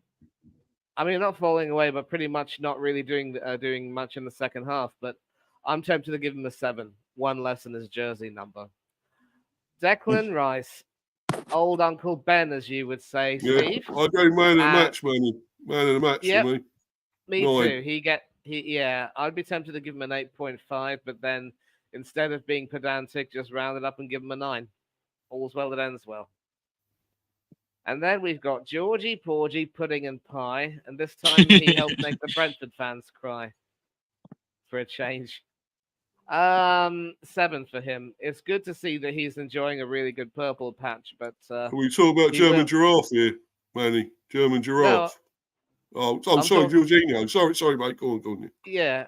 I didn't get that. Sorry, anyway, go on. The reason why I Jorginho. call him Georgie Porgy is because it was after the North London derby where I made that rhyme, and I will recite that for the sake of you and your fans. Georgie Porgy, Pudding and Pie made a mistake and made Arsenal fans cry. And because the Spurs came out to play, that's 2 precious points that we threw away. Yeah. 10 out of 10 for the rhyme, Manny. Who's Georgie Porgy? Jorginho. Oh, Jorginho. You've heard of the nursery rhyme, haven't you, Ollie? Yeah. It was only yesterday for Ollie. He heard that. But I'm joking because you're too young, Ollie. I'm joking as you're young, you know. You would know that. Anyway, Now, we've got Bukayo Saka running down the wing, seeing Arsenal wing. The star boy. He gets... I gave him 6. 6, Manny. I gave him... Yeah, that sounds fair, because again, he starts really well, but he seems to pretty much start fading away. And this is what frustrates me about him, because obviously, he's quite a talent. The problem is, it looks as though that teams have started to, suss him out a little bit, as we would say in our vernacular. And as the game goes on, he tends to fade a little bit. But I'm tempted to give him his jersey number, which is a 7, but 6 might perhaps be a fair call, maybe. Yeah. Anyone else we can talk about in midfield that we don't really want to talk about that shouldn't have been on there in the first place? Sorry. Yeah. Technically, this guy was starting as a false 9. So So I don't. Apart from the goal, there were several occasions where the fella couldn't hit a barn door with a machine gun. Exactly. Yeah. So I'm actually tempted to give the poor fellow. I mean, not poor fellow. I'm tempted to give the guy a 6.5. What? And of course, that rounds up to a 7, maybe. And also, I gave him a 5, and I wasn't even going to give him that. I would have given him a 1 or a 0 to be. A 1? You joking? Well, he shouldn't have even been on the pitch. Yeah, but he shouldn't have been there to do it, Ollie. He shouldn't have been there to do that. You know what? I'll give him a 6, because apart from the goal, he looked absolutely awful. And look, I'm sorry, Ollie, but that's just my opinion. And there are a lot of people, mind you, who are saying that if this guy's given a lot more love and appreciation, he could go on to become the 1 and 2 striker that we need. Ask Chelsea that. Talk to Chelsea. They'll tell you something different. Yeah. Absolutely. And, we had a 1 and 2 striker who won us an FA Cup and then got binned not too long afterwards. And we never replaced him adequately. And we're still crying out for that quality number 9, which we don't quite have. I know our own number 9 came off the bench and didn't do very much. We'll come to him later. But finally, from the starters, Trossard is once again proving that as talented as he may be, he really is much better off as an impact player. I thought he had a decent game, though, to be fair. But he really is much better coming off the bench. I'd be tempted to give him maybe a 7, perhaps. And he probably should have done a lot better with that throw from Ramsdale. Had he been able to show a lot more confidence, I think that would have potentially been 2-0 Arsenal. Now to the subs. If memory serves me right, I know Zinchenko came on, didn't he? Yeah. Yeah. Bart Simpson. Yeah, he came on. Bart, yeah. He has to start against Porto. He has to. No, I disagree. I'd play Kiwior. Because I don't want to. Yeah, Kiwior's better than him. He's better at left back. He's not even a right back. He's not even a left back. Well, neither is Zinchenko. He's a midfielder. And I don't want to run the risk of Zinchenko. No, he plays more as a midfielder. He's used as a left back by our manager. And then he goes walkabout and leaves the gap in. And then if Porto's pacey midfielders would exploit that space, then I'm sorry, we could be asking for trouble. I wouldn't mind bringing Zinchenko on as a substitute against Porto, but as far as starting is concerned, Zinchenko was also one of the biggest culprits when we exited the Europa League last season against Sporting Lisbon. No, thank you. And that is that. Or as our dear friend Northside LDN would say, now obrigado. No, thank you. So Zinchenko gets a 5, and I think Jesus came on, and he also didn't do a lot either. Standard 5 for him. Thomas Partey, I think he came on. In fact, if memory serves me right, Jesus came on for Jorginho. I was really shocked with that because I thought that, it would be Havertz going off for Jesus. I said Jorginho had a good game, Annie. I gave him an 8, Jorginho. Yeah, but I think I rated Jorginho, didn't I? I think I gave him something like a 7, didn't I? Yeah, I think you did, yeah. Yeah. And, Jesus came on, he gets a 5. Partey, at least he didn't give the ball away like he did against Sheffield United. I thought he looked absolutely ring rusty then. Seems to be getting a little bit better, but I still wouldn't trust him to start a game unless something cataclysmic were to happen to Uncle Ben. So he not so much a party pooper, really, but a party flopper, really. Yeah, he gets his jersey number 5 for me. And Ollie, who were the other 2 substitutes? That was it. Jesus, Zinchenko, Nelson, and Partey. That was it. Yeah, Nelson. Did you mention Nelson? Yeah, I mean, he also came on, I think, for Saka near the end, didn't he? No, for Trossard. Yeah, he came on for Trossard, and so 70-something minute, 78th minute, wasn't it, or something, 79, something like that. But 79. Regardless for whomever he replaced, regardless of whomever he replaced, he didn't do too much either. He gets a standard 5 from me too. I think that was it, wasn't it? Yeah. Right. Anyway, now, guys, we're on to this subject, the poor refereeing, and obviously going to my debate show now. The poor refereeing, such as Havertz dive in Arsenal versus Bees match and Doku high kick on McAllister in penalty box. So could a pen had the pen should have been given from VAR. Now have more control. Should they now have more control to help with decisions? Which is what I think it should be. And we do the actual Liverpool one first, because I brought that up here. And Chelsea fan here says there should have been 2 penalties, which I kind of agree with. And then Rich Sports, he's in here, big up Rich. Unlucky versus Arsenal, he needs to pick up points soon. Well, we got a chance against Burnley, Rich, so we should do there, mate, hopefully. We should get the 3 points. Let's hope. Fingers crossed. Anyway, and Rich Sports, high Chelsea fan. But anyway, let's go on to this. As I say, I brought this up about the penalty, which was the Doku one on McAllister inside the area. That to me was a poor decision, and I think there was an article on the BBC Sport website where Kyle Walker had the temerity to praise Michael Oliver for not crumbling under pressure from the Anfield crowd.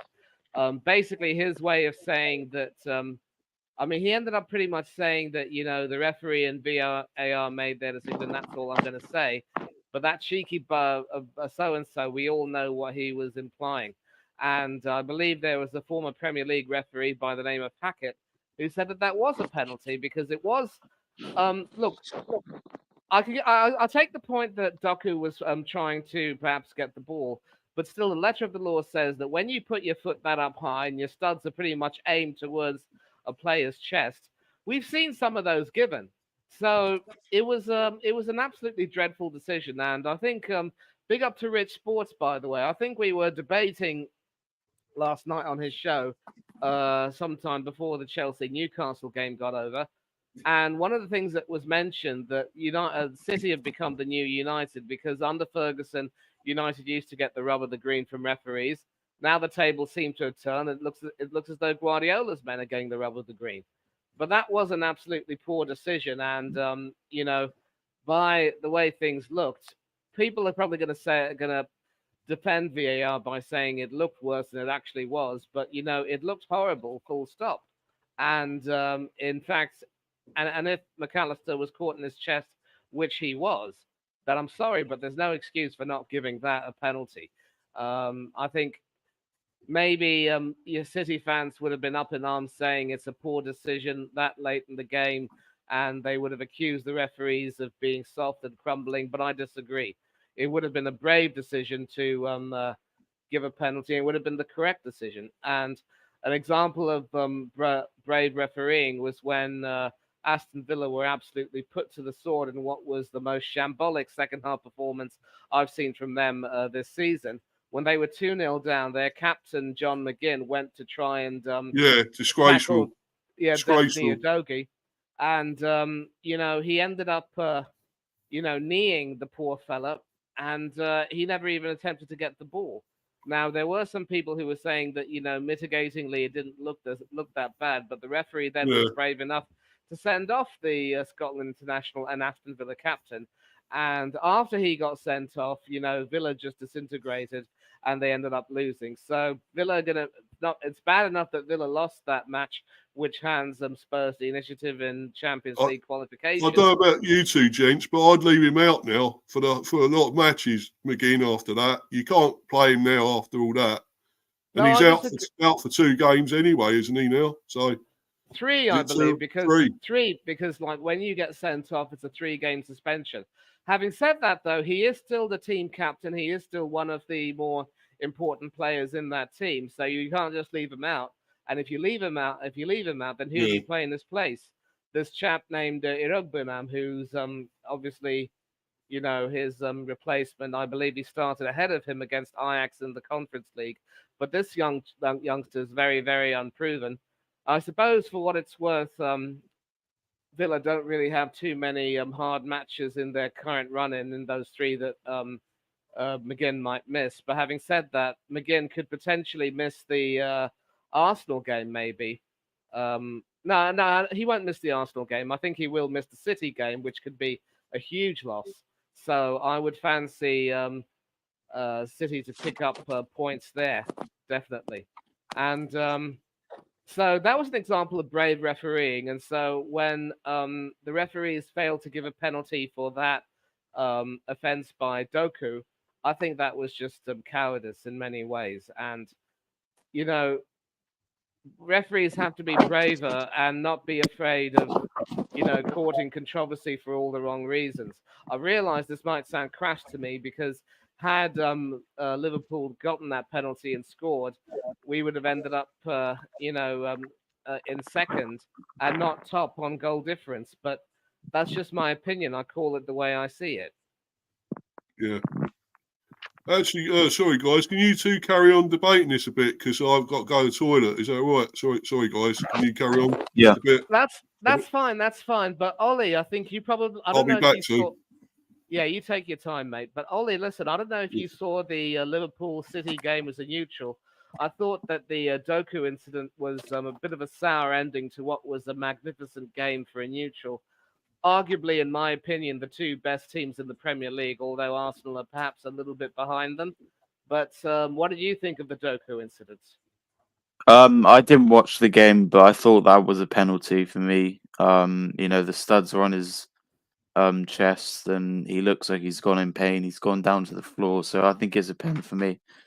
I don't know why it wasn't given a pen. Maybe VAR didn't check it properly or whatever, but I think VAR is just ridiculous that they haven't given that as a pen, or even the ref that have given that as a pen. Should have been a penalty, and Liverpool were robbed really of the result. They lost, they drew. They could have won the game if that was a penalty, so they were robbed. And poor refereeing again. It's we've got very poor referees in the Premier League, which is very annoying. We won't have good flowing games, no bad decisions, but it doesn't seem that way. But yeah, I think it was a penalty for me, and I don't know why it wasn't given.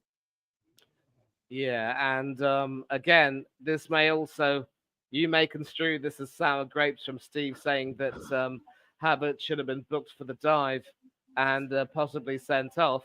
I think the only thing I can say in defense of the referee is that maybe he thought that he wanted to give Havertz a little bit of rope rather than sending him off, and maybe it would have been a harsh decision. But again, sometimes as a referee, you've got to be a little bit brave. And if he had been sent off, maybe we would have found things a little bit difficult. But it was a poor dive, and uh, he should definitely have been given a warning in many ways. What do you think of that?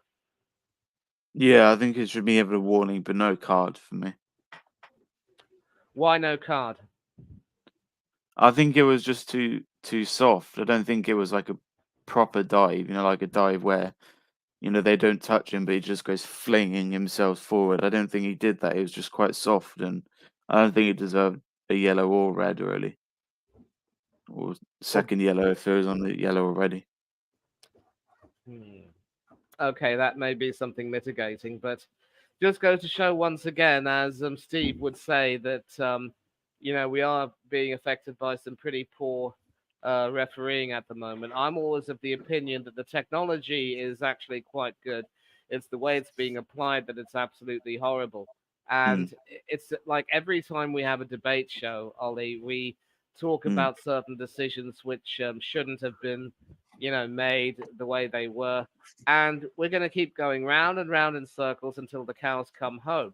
So the only thing I can say is that there has to be a comprehensive review of every single performance.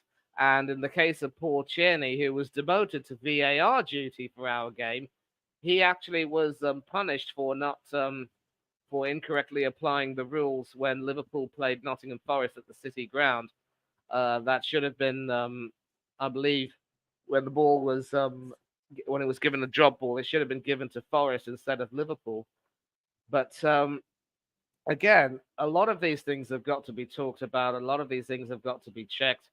And some of these decisions, quite frankly, are blatantly horrible. But at the same time, if you are playing football, you also have to accept that mistakes from the referees are a part of the game. And you've just got to control what you can control. And I think credit to us, we controlled what we could control. And we at least marginally were perhaps the better team. But Brentford do have some reason to feel a bit hard done by. Yeah, well, we're going to get onto that in a minute, Manny. I just want to carry on with this for a little bit longer because this is what I've obviously got up about the penalties. And I think it should have been a penalty, this one, Doku or McAllister. You can't raise your boot. If anything, you go with your head there. You always have to go, it's that high, you go with your head, not your foot. Let's be honest. Yeah. You can't do high.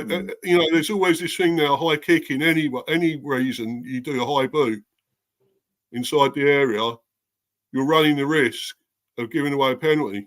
For me, exactly. Just when you're sorry to cut you in, Mr. B, but also whenever you raise your arms in the penalty area, you want to try to jump up and your arms away from your body, you are also taking a risk. And we were discussing this, mind you. I believe when Luton played Sheffield United, and I believe it was Reece Burke who gave away the penalty. I remember saying that that penalty against Burke was the right call because he also flicked his wrist as well, where as soon as the ball came there, so he pretty much put himself in trouble. But I tell you what, Jeremy was very lucky because had that penalty been given, he would definitely have been in the docket. Yeah, that's what Chelsea fans saying. Ref bottled it because he did not want Arsenal fans to be mad at him. But obviously we're talking about the Arsenal one now, Brentford. But well, we will get to that. As I said, how you don't give a penalty. Okay, he may have got the ball a bit, but that's not the point. Because once you raise your boot, once you got the high foot inside the penalty area, generally that's a penalty, isn't it? If you made contact with the man still as well, it's still a penalty because it's a high foot. I agree. And, it's dangerous play, Mr. B. Go ahead. Yeah. Sorry about that. No, you're right there, man. It is dangerous play. And I just think that's why they got away with that. It was a mistake again. And that's why I think VAR should be brought in to have more control. These things they miss or get wrong, I think they should have more control over that. And, I think they should be allowed to say, well, they've got those mechanisms on their arms, them things on their arms or whatever. What do you call it? The things on there and the earphone thing. And they can tell them, they can tell them if they think that's an error, and you should go and look at it, or we give a card or whatever for that, or we give the actual decision. I know it's overriding the ref in a way on the pitch, but if he's made that mistake, there should be somebody else to back him up, and that would be VAR. If the linesman couldn't give it either, the linesman didn't see it and raise the flag. Because in the case of this Arsenal one, myself, I think the linesman was there and he could have given that dive, and I'm going to go on to that in a minute.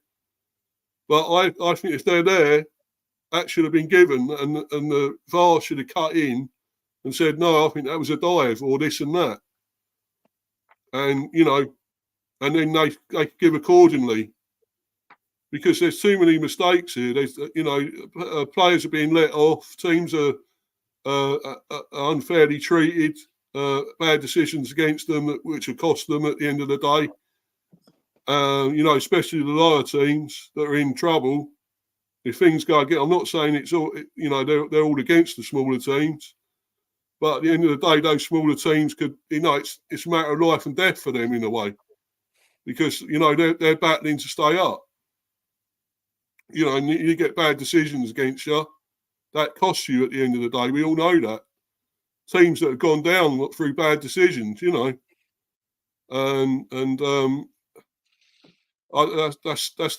my faults anyway on it all. But let's have a look at more of these comments.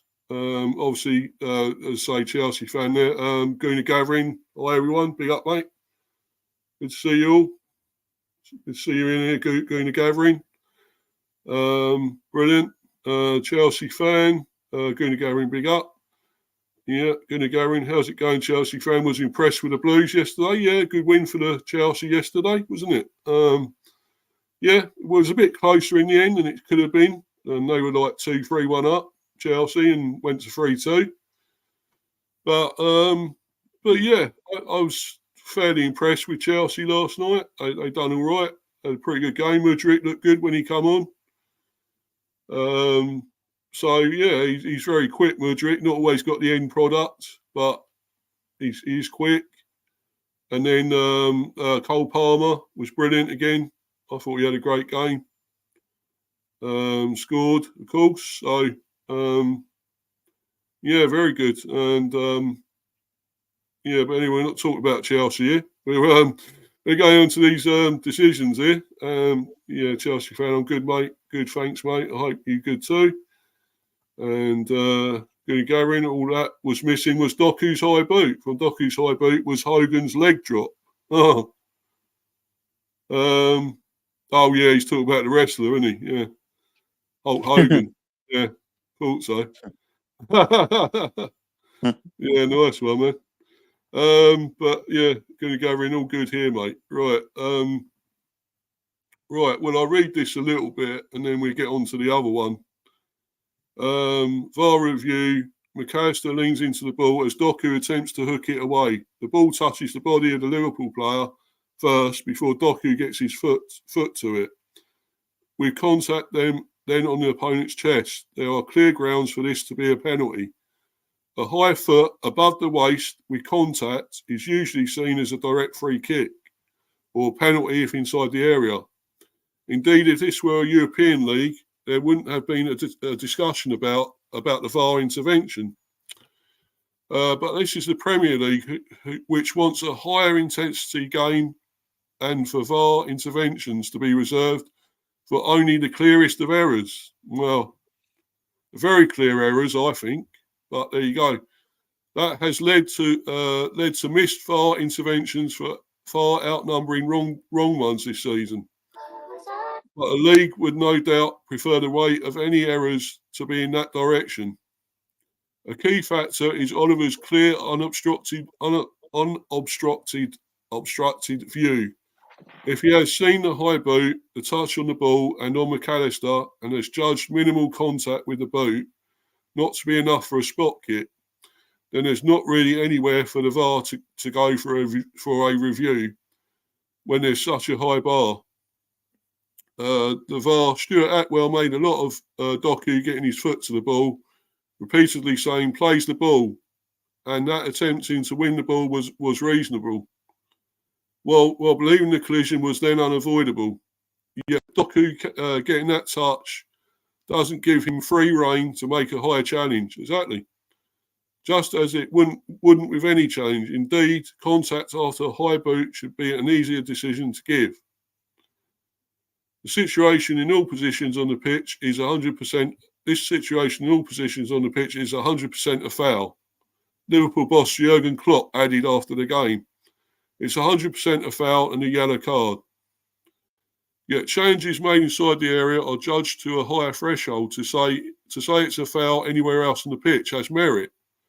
But it doesn't change the fact that the game isn't refereed that way because a penalty is a greater punishment than a free kick. Think of it as the burden of proof. Inside the area, a referee believes he must be even more certain of his decision as a goal scoring chance is the result.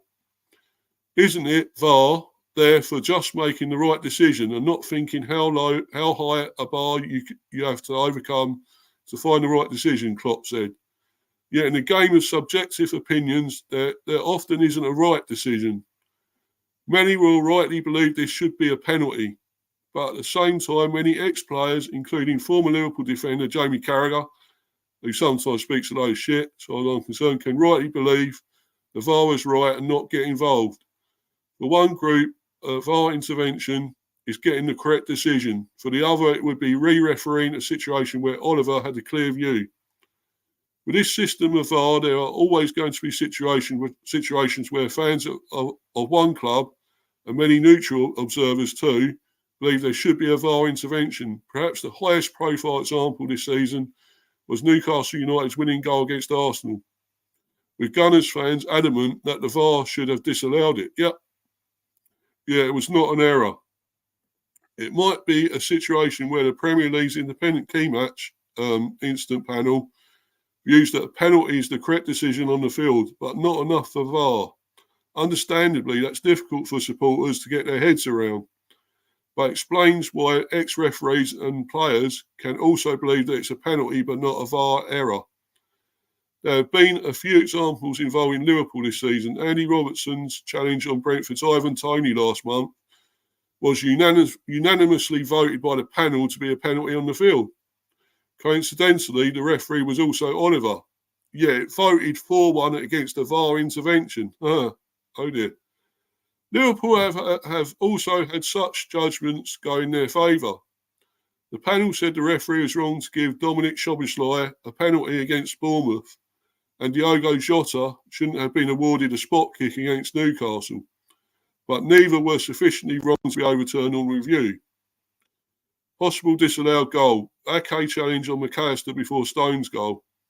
What happened? Man City took the lead in the 23rd minute when Kevin De Bruyne ripped a corner to the near post, which was helped in by John Stones. However, was there blocking by Nathan Ake that allowed Stones the space to score? VAR decision, goal stands.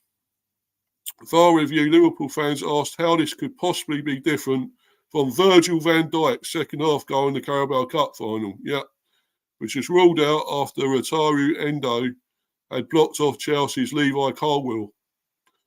Van Dijk's goal was ruled out for an offside offence by Endo, not a foul. No player can be offside from any restart when the ball has been out of play, corner, goal kick, throw-in, so Ake hasn't committed any such offence. Ake cannot be offside, which leaves only a foul. While the Manchester City player is in contact with McAllister, there's no chance that the VAR will get involved in such a situation. So what do you guys make of that? What do you think? I think if VAR's there, shouldn't it be allowed to intervene? That's my opinion. What do you think, Manny? You're on mute, I think. You're on mute. Manny on mute, I think. Manny? He's on mute. Yeah, he's on mute. What about you? Let's go you, Ollie, first then. What do you think? I think it was a penalty. What, the Doku one you're talking about? Yeah, on the docket one, yeah. Yeah, I think so too. Despite Yeah. if he got the ball a bit, who cares? He was high kicking. It's dangerous play. That is a penalty all day long. Yeah. And, why it wasn't given and why VAR couldn't step in and do anything, I don't know. Exactly, Mr. B. Can you hear me now? Yeah, Yeah. can hear you. Yeah. Bring up Yeah, Stephen, so, by the way. again, Yep, seeing you. Yeah, guys. Yeah. Yeah, again, we were sort of debating how VAR, it's not the technology that's the problem; it's the application that is, and it's just that the referees just don't seem to be willing to have the have the courage to sort of to make a decision in that particular way. And I just think, the referees may have been influenced by something. They probably didn't want to end the game in that controversy, which would have given Liverpool a favour at the expense of Manchester City. And it's just cowardice. Simple as that. Yeah. As Stephen says there, Kung Fu Doku. Yeah, exactly. But it was high. It's dangerous play, and that's a penalty all day long, as far as I'm concerned. But there you go. These things seem to be getting away with now, and if VAR's there, it should be allowed more power. I think it really should. Because these referees are still making mistakes, and it's there to help with glaring mistakes that they're making, and they're still getting away with things. You bet. Right, and the Stephen VAR is not used for what it's up to Red and linesmen to make the right call. I think he means the ref and linesman. Yeah, ref and linesman. Make the right call. Yeah, but if they're getting it wrong, VAR should step in, as far as I'm concerned. Absolutely, VAR should step in. Yeah. Big up Chelsea fan. Yeah. So with that, I'm going to go on to my favourite one that I really think should have been sorted properly, and it's this one. It's come up, hasn't it? Yeah. Right. I'm really going to go into this one. Right, Kai Havertz, Brentford boss Thomas Frank believes Arsenal attacker should have been sent off before scoring winner. Exactly. Kai Havertz scored late winner, and this is not sour grapes in any way, by the way. This is what I'm doing, obviously, to do with VAR. This is what I feel should have happened anyway. Kai Havertz scored late winner in Arsenal's 2-1 home victory over Brentford to move Gunners top of the Premier League. Bees boss Thomas Frank believes Havertz, who was already on the yellow card, should have been shown a second yellow and sent off for diving before scoring the goal. Exactly. Thomas Frank believes Arsenal match winner Kai Havertz should have been sent off for diving before scoring the winning goal against his Brentford side. Havertz settled the Gunners game against Brentford with an 86-minute header to send his side top of the Premier League table. But 20 minutes earlier was facing accusations of diving after going down under Nathan Collins' challenge, who was not near him at all. And he went down. The German attacker was already on the booking, and Brentford players Ivan Toney and Vitaly Janelt protested at referee Rob Jones that Havertz should have been handed a red card, with manager Frank strongly believing that sending off was the right decision. And Rob Jones was useless as far as I'm concerned as a referee. Yeah, I actually think, and I would never normally do this, but I think Havertz shouldn't be on the pitch when he scored the goal. The Brentford manager told Sky Sports after the game, "For me, it was a clear dive, the penalty shout. If you see that slowly back, it's clear. Maybe it's difficult for Rob, the ref, but the linesman should have seen it, in my opinion, clearly." Havertz was initially booked in the first half for catching Brentford defender Christopher Ayer. That's it, with a flailing arm. That was what it was, the flailing arm. The Brentford account on X, formerly known as Twitter, also pleaded for a sending off for Havertz, claiming Arsenal were lucky to still have 11 players on the pitch. Yep. Arsenal are very lucky still to have 11. Havertz, who has already been booked, throws himself to the ground in the box, but isn't shown a yellow card, the second yellow. Havertz, 2 incidents in pictures. That is the flaming arm, which is rightly booked for. And that's the dive. You'll see that in a minute. There we go.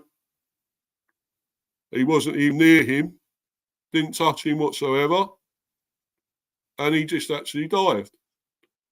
What the pundit said, Havertz very lucky. Sky Sports' Jamie Redknapp. The first challenge is a yellow card. He's got a history of doing that. Yep. Catching players with his arm. I remember him doing that a few times at Chelsea. He throws his elbow at people. Exactly. The referee's not in a great position to see this, the second incident, so unless he actually gives the yellow card, then VAR can't intervene anyway. But he's lucky. There's no contact at all, and he is looking to gain an advantage there.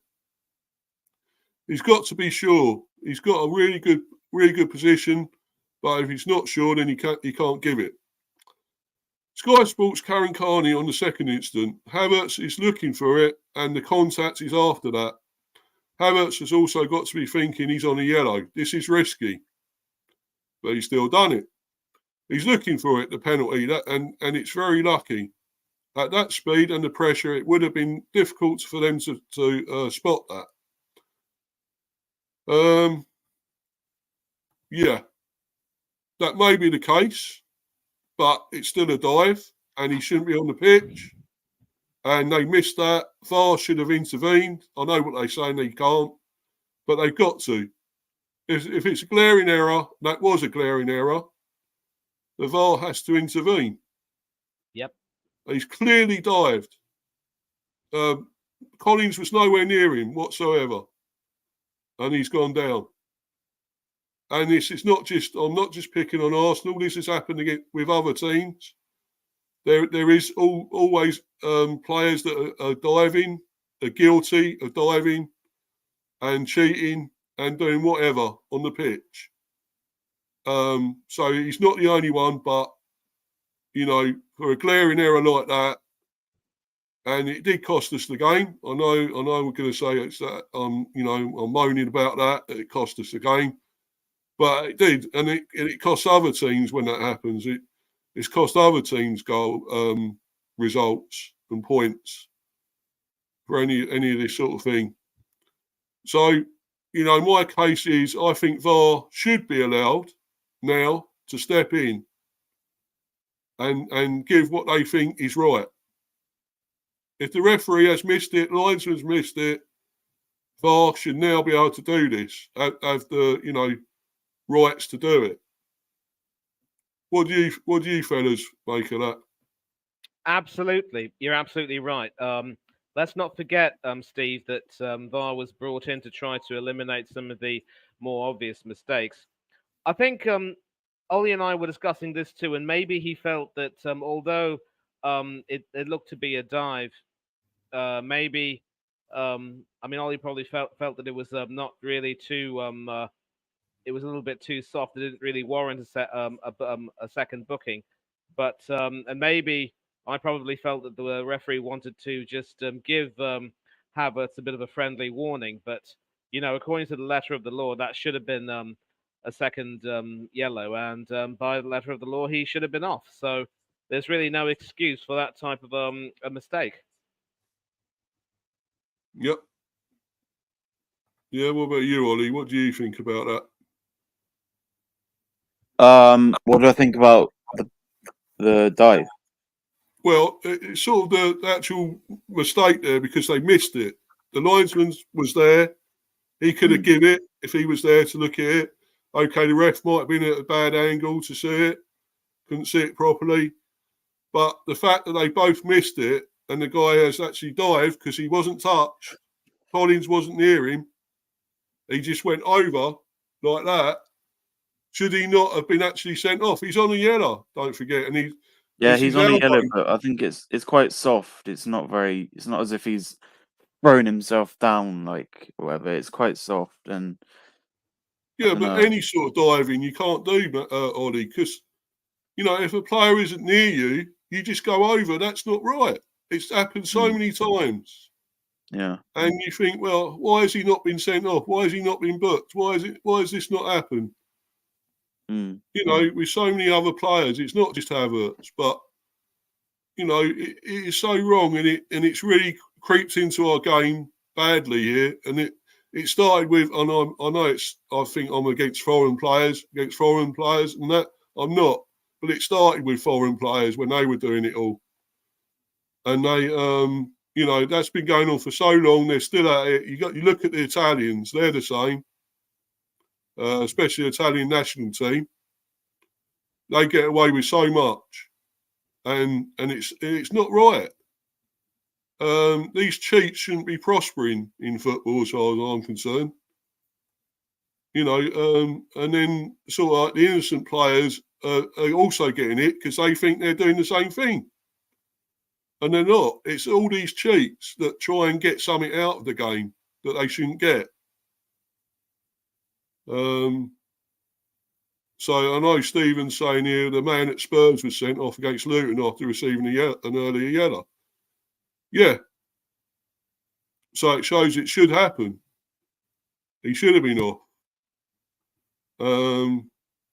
Diving. Yeah, he said he was sent off for diving. The Spurs player. So yeah, Stephen says conning the ref classed as cheating. It's a booking no matter what. Exactly, it is.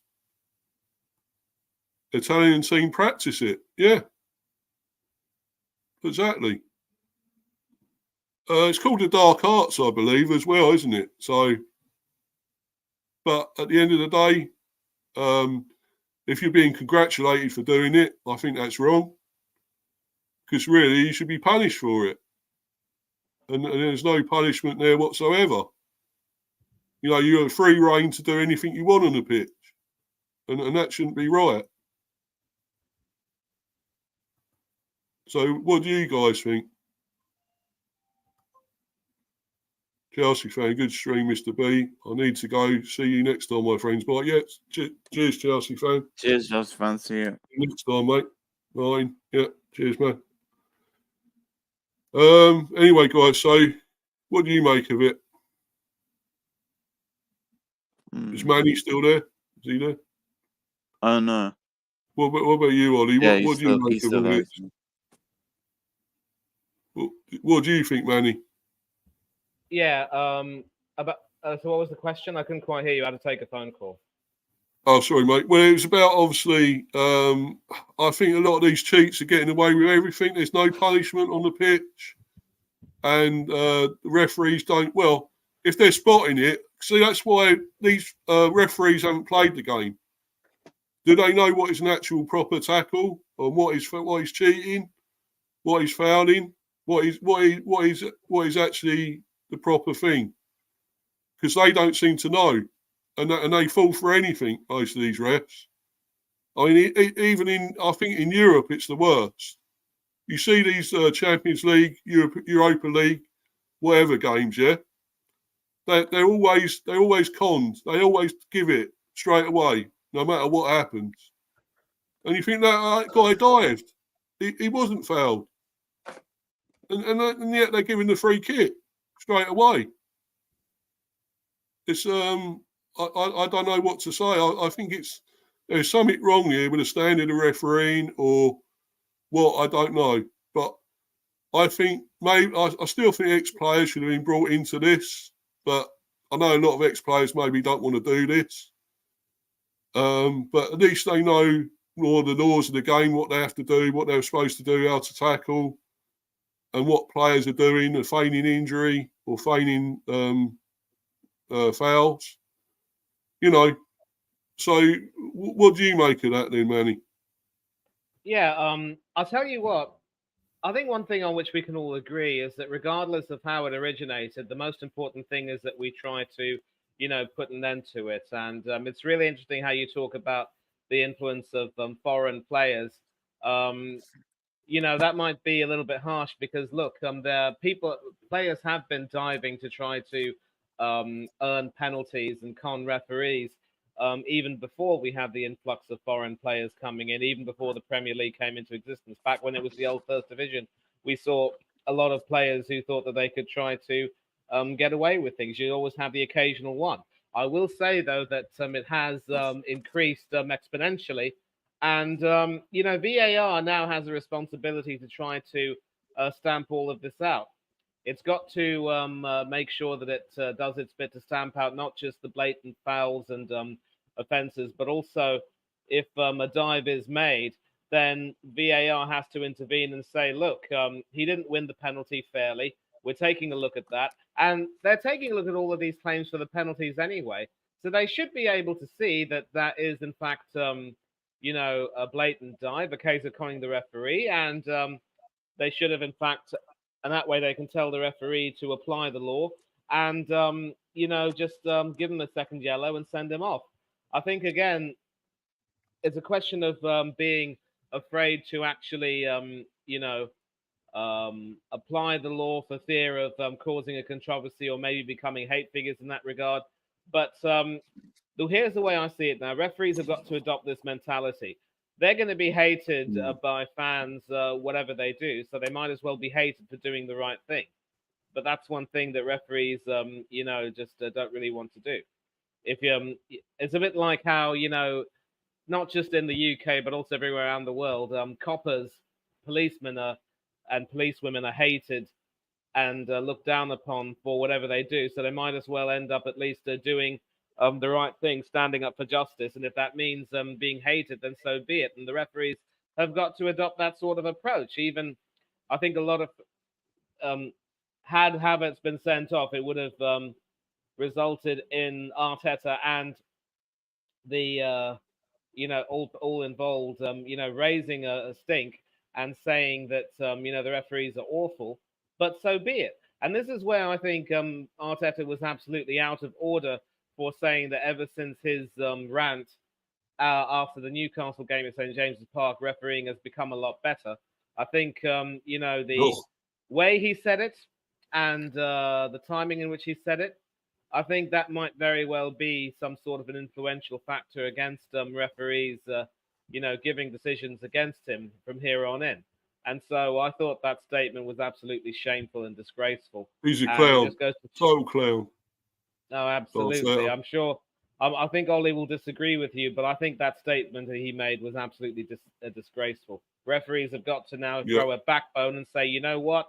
I don't care what you say. You are not going to stop us doing our jobs. Yeah, exactly. You've got to start growing a pair and taking charge. And you bet.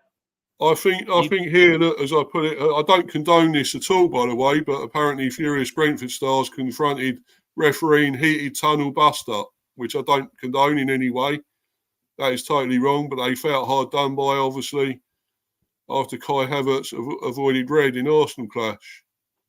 Yeah, that is not good that they've done that. I don't like to see that. They could have appealed in a different way.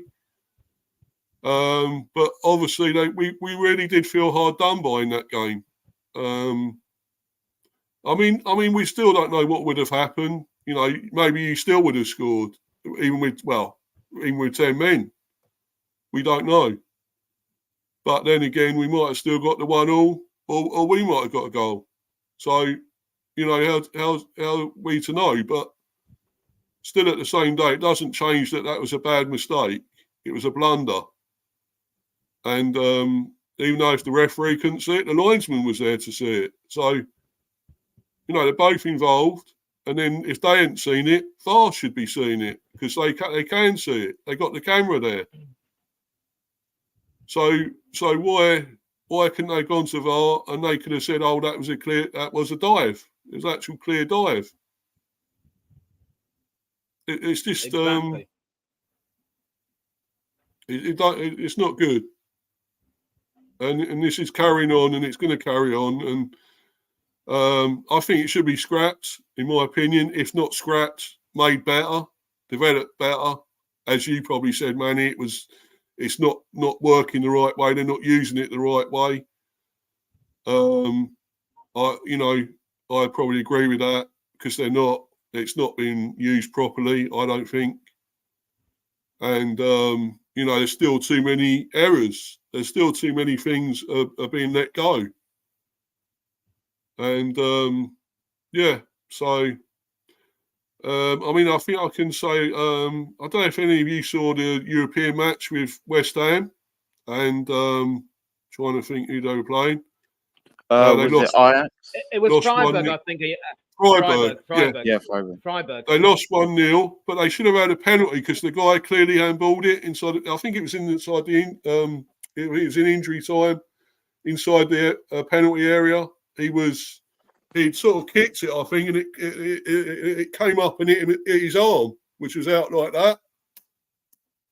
So it actually came up, spun up, and hit his arm, and it was clearly a penalty. And yet they said that it was going on a while, and the ref had to go and look at VAR, the screen, and he went to look at it, and he still didn't give the penalty. It was clearly a penalty, and the ref didn't even give it. He took for ages looking at it, then came to the decision it wasn't a penalty.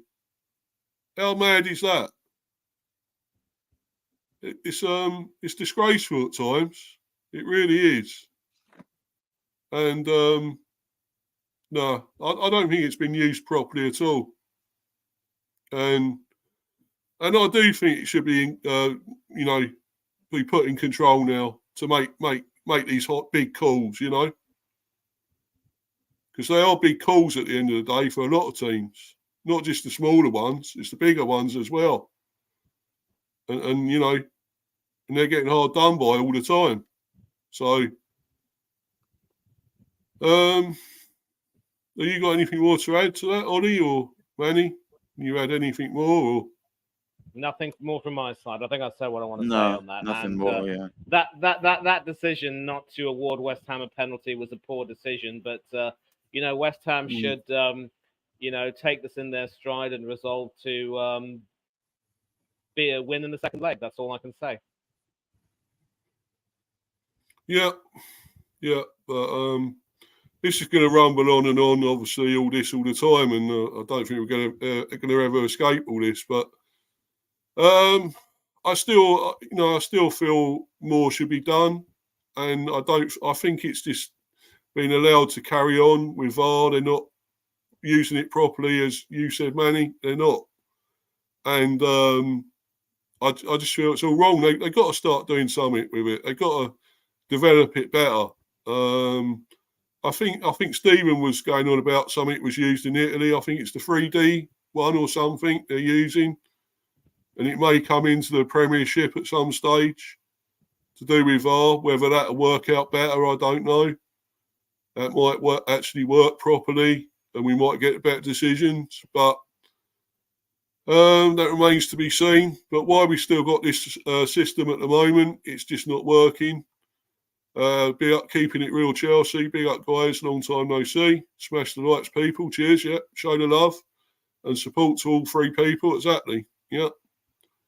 Keep supporting all of us. Ollie with his channel, and obviously Manny's hasn't got a channel, but he's on a lot of people's streams, a lot of shows. Obviously, co-host with on a lot of them with Hanno and Orest and all that. So check them out on there, and keep giving them support, keep showing them the love, and with me as well, my subs, I'm on 101, so keep that going up. That'd be great. Keep smashing the likes and subbing. That'd be amazing.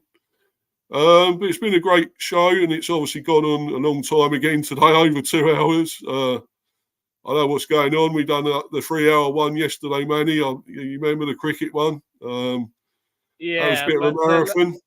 yeah, but as I said, it was a series review and a preview to future stuff. So obviously we had a lot to talk about, a lot to discuss, and it is what it is. It just went on for a bit too long. Both of us seem to talk a lot, and it just goes on.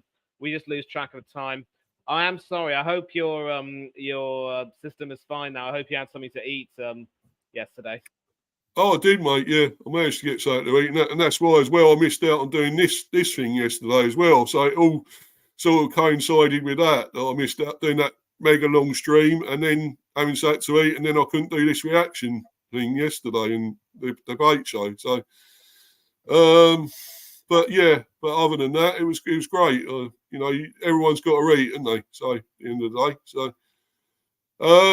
but yeah. Anyway, we've gone off that now, so we move away from that. Obviously, I was debating what I was going to do for this show, and then it sort of come to me. I think, oh yeah, the Havertz thing, the dive, and then because that was fresh in my mind, and then of course Liverpool, Man City, what happened there, and various other games. I thought, well, let's get into the VAR thing. Talking about, I know it's VAR again. Seems to be a Groundhog Day, the bloody deja vu with VAR, but it needs to be discussed properly. That I think they should be in control now, because the referees are still clearly making errors, and it's not.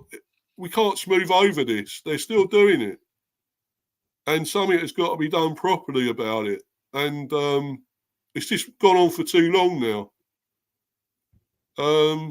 But who knows what can happen? How can it be changed? I don't know.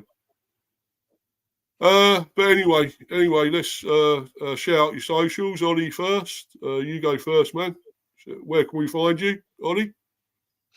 Yeah, big up for having me on, of course. It's been a good mate. stream. Obviously, it's gone on for quite a while. Yeah. Yeah, but Mm. it's been a good stream regardless.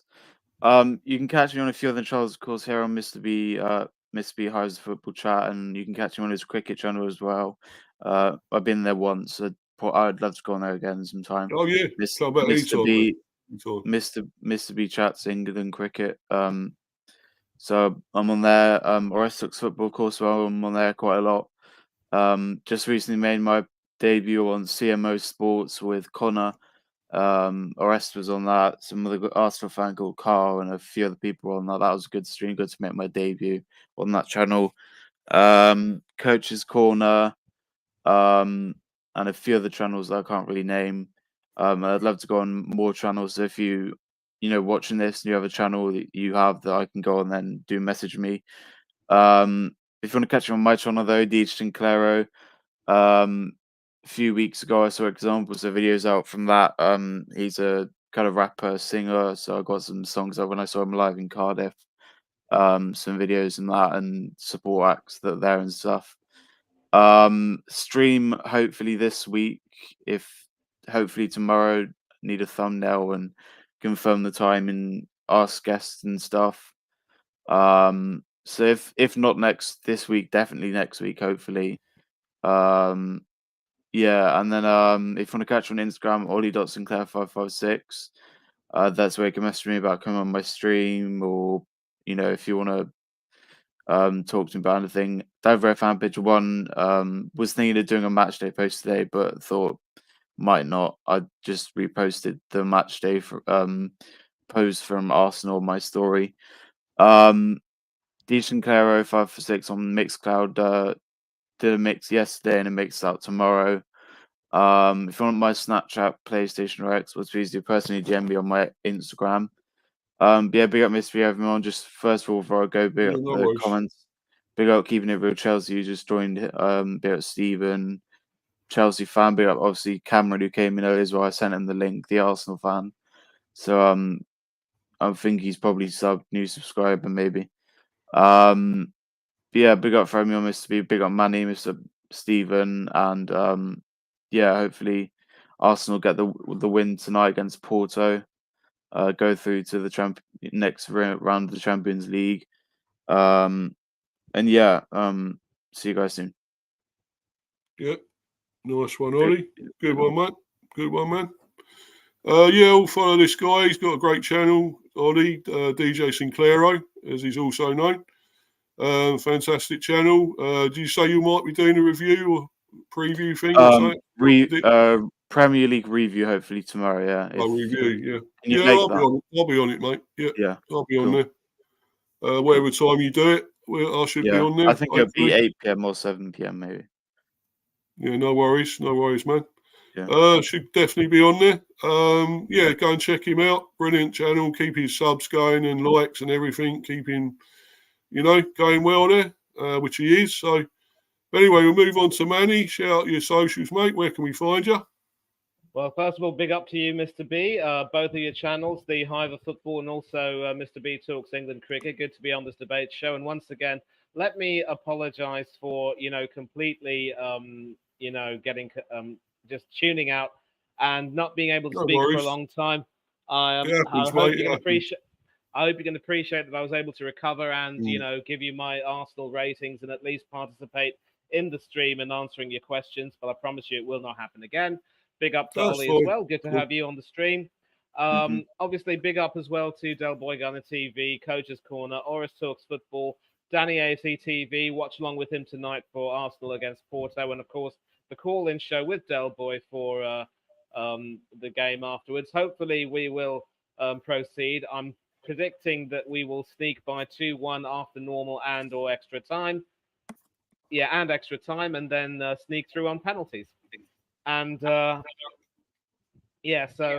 also apart from these channels, also big up to Up the Cherries in all departments, Tony Claude Gunner TV, Rich Sports. I was on a stream yesterday, big up to him, and also Football United with Anthony Herbert and company, Old School Gunner, Northside LDN, Spurs Asia TV, and also the Southern Gooner and a lot of other channels that I can't really name at present because I'm still.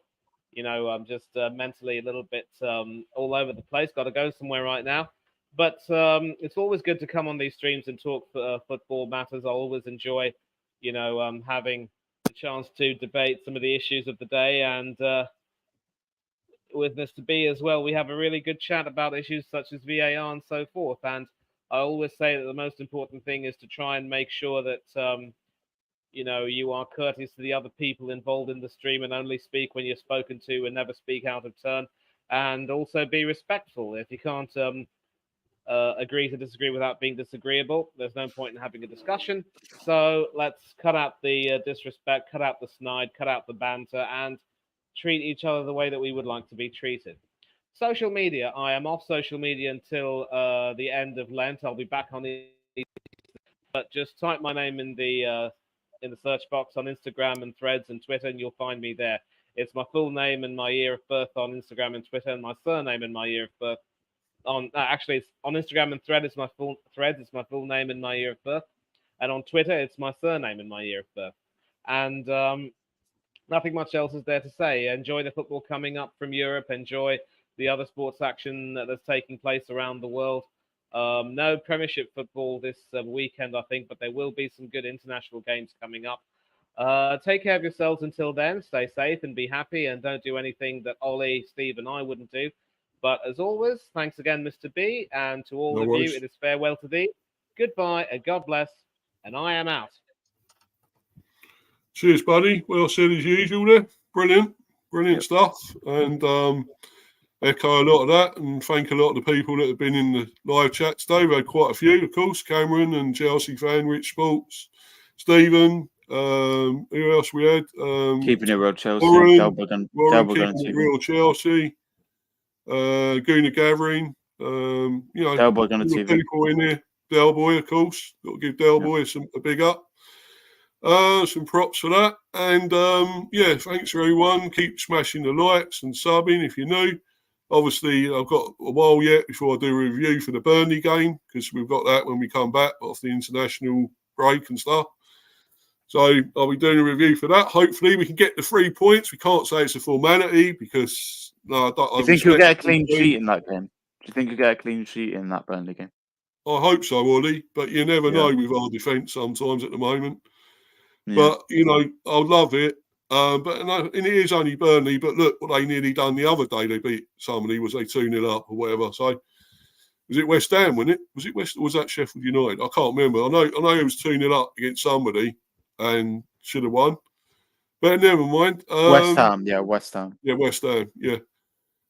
So you know, I can't take them lightly at all, and I'm not going to. But I still think we should be getting 3 points there. I really do. Yeah. And we need to go up the table. We need to start going up because we're in relegation crap as usual now in 15th. So we need to start going up the table, guys. So, but anyway, so obviously we've got other things coming up. There's other content, maybe going on other streams, obviously Ollie's and all that, maybe if he does one tomorrow, which you are, aren't you? So go on that. And Oris and all that, if he's doing one, and various other people. And but anyway, for the time being, guys, this has been a great stream again. But we are out of here. Goodbye, everyone. Bye.